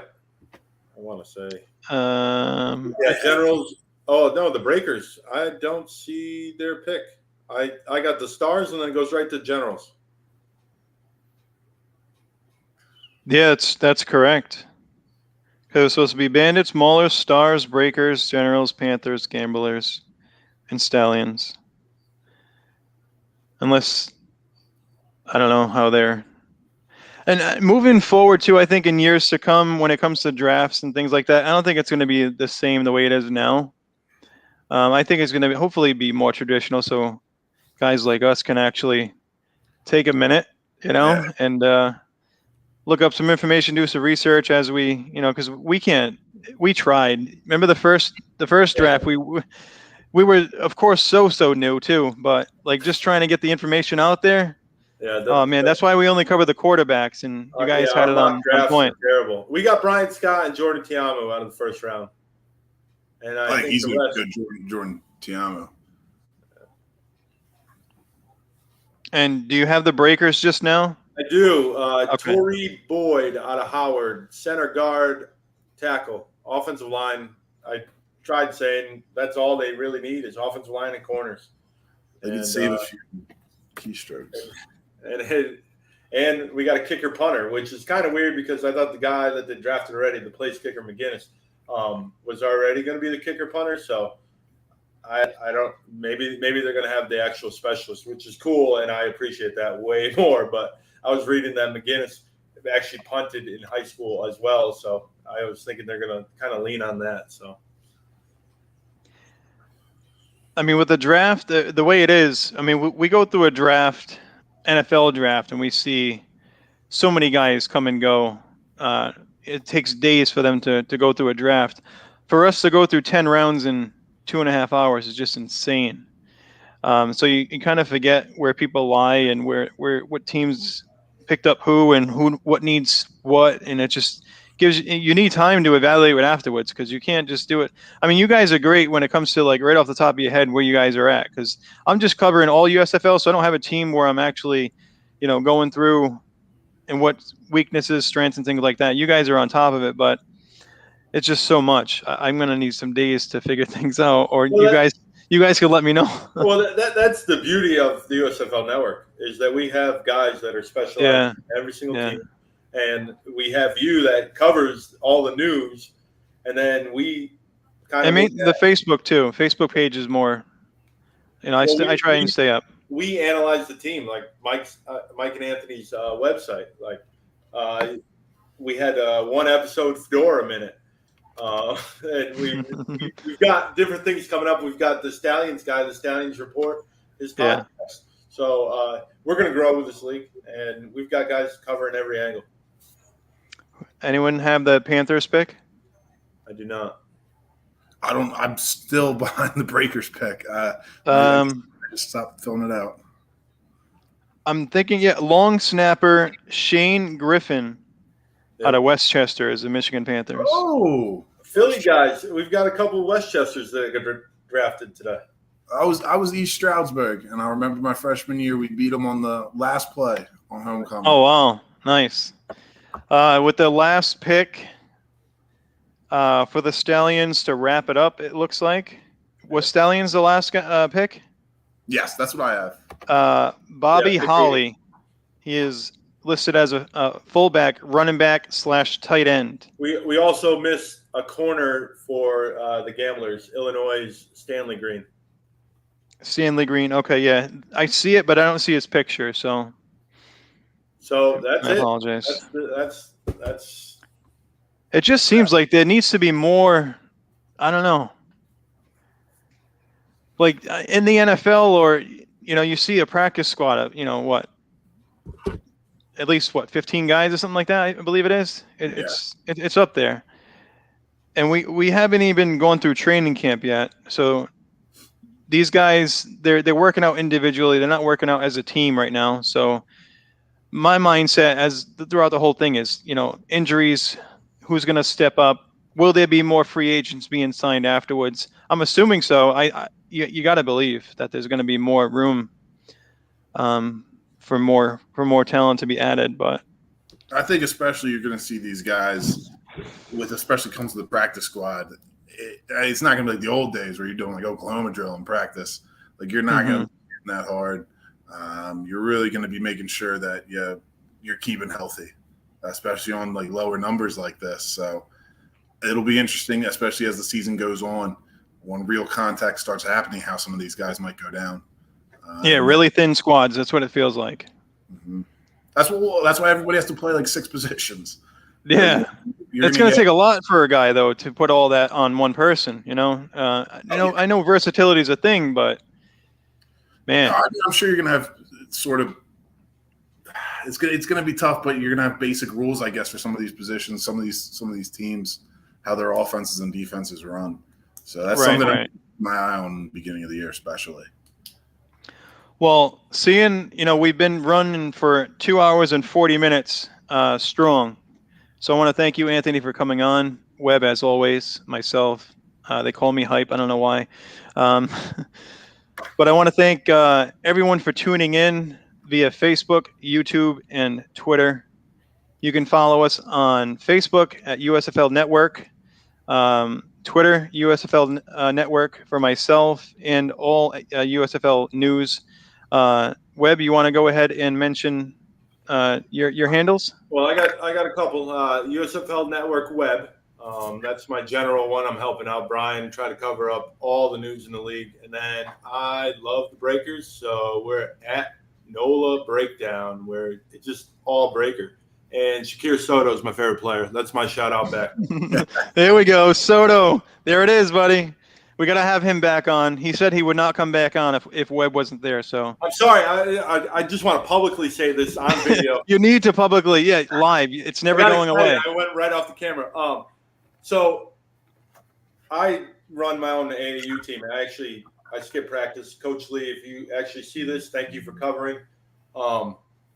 So I run my own AAU team, basketball for middle school boys, and that night I had practice, but I thought we were supposed to be done at 8:45, and then kids started scuffling and all. You know how kids are, 13-year-olds, especially boys. That was the one interview I wanted. Like that. Yes, you were excited, man. So you were excited. I tweeted 2 picks the entire draft. I was just trying to learn, and we were doing draft coverage. It was Slaughter because that was our first pick, and then it was Soto because I just remember him in that Clemson game. I just remember his name. He only had 3 tackles. I looked it up, and I was like, he must have had a monster game. No, he only had 3 tackles, but his name was in every single play. I can just remember it. That hit on Alliance. But Soto, you're my boy. I'm rooting for you. I'm so glad you're on the Breakers. And come back on when the season starts. Me and you will have a talk. Definitely. Absolutely. And Anthony, you want to finish off with your website that you have coming up that you're working on? I know it's live now, though, right? Isn't it live right now? Yeah, everything is live right now. Yeah, so the Twitter is Stars Align USFL. That's Stars Align USFL. And then it's starsusfl.com. We're going to be dropping some great content, especially when it comes to, breaking down these players, kind of getting a backstory on these players so that people can know who they're rooting for and can get excited about. And that's what we need. We definitely need the backstories, and that's why we try to, get the guys to come on and let them know, let our audience know in the USFL network of fans know exactly who they are, where they come from, so we can, have that easier conversation when we talk about, the players that come on, for the fans to tune in and be like, oh, okay. And when they see them on come April 16th, they know who they're looking at, and these guys are talented. It's not just like they're just no name, just been guys that are overlooked or something may have happened along the lines, but it's a lot happening for the network coming up soon. And wow, it's almost 3 hours long. So I'm pushing it. It's been wonderful. But I want to thank the network helpers. Day one. Yes. Day one Maulers. If you check out our artwork with guys with their updated jerseys before you actually like my background, his background. He does the corner piece. It covers the Maulers. USFL Network KB, that's our brand ambassador. Thank you, all Kelly. over Twitter. Thank you, Kelly. And as you For guys everything, saw in the absolutely. comments. And Brandon is our newest. He's our Bandits guy. Bandits were the toughest one to find for us, for the network, for our quality. So Brandon brought the game tonight. So thank you guys. And Absolutely. Ace, I know you're having dinner with Pops. Yeah, enjoy that food. Enjoy that dinner. Yes. Yeah. But Reggie Corbin, I don't know, man. Yeah, absolutely. For Reggie Corbin to come on during the live, I mean, you can't beat that. Who else has that right now? Yeah, no. We do, because we're live and we're unique. So The pulse. The pulse of the USFL is the USFL Network.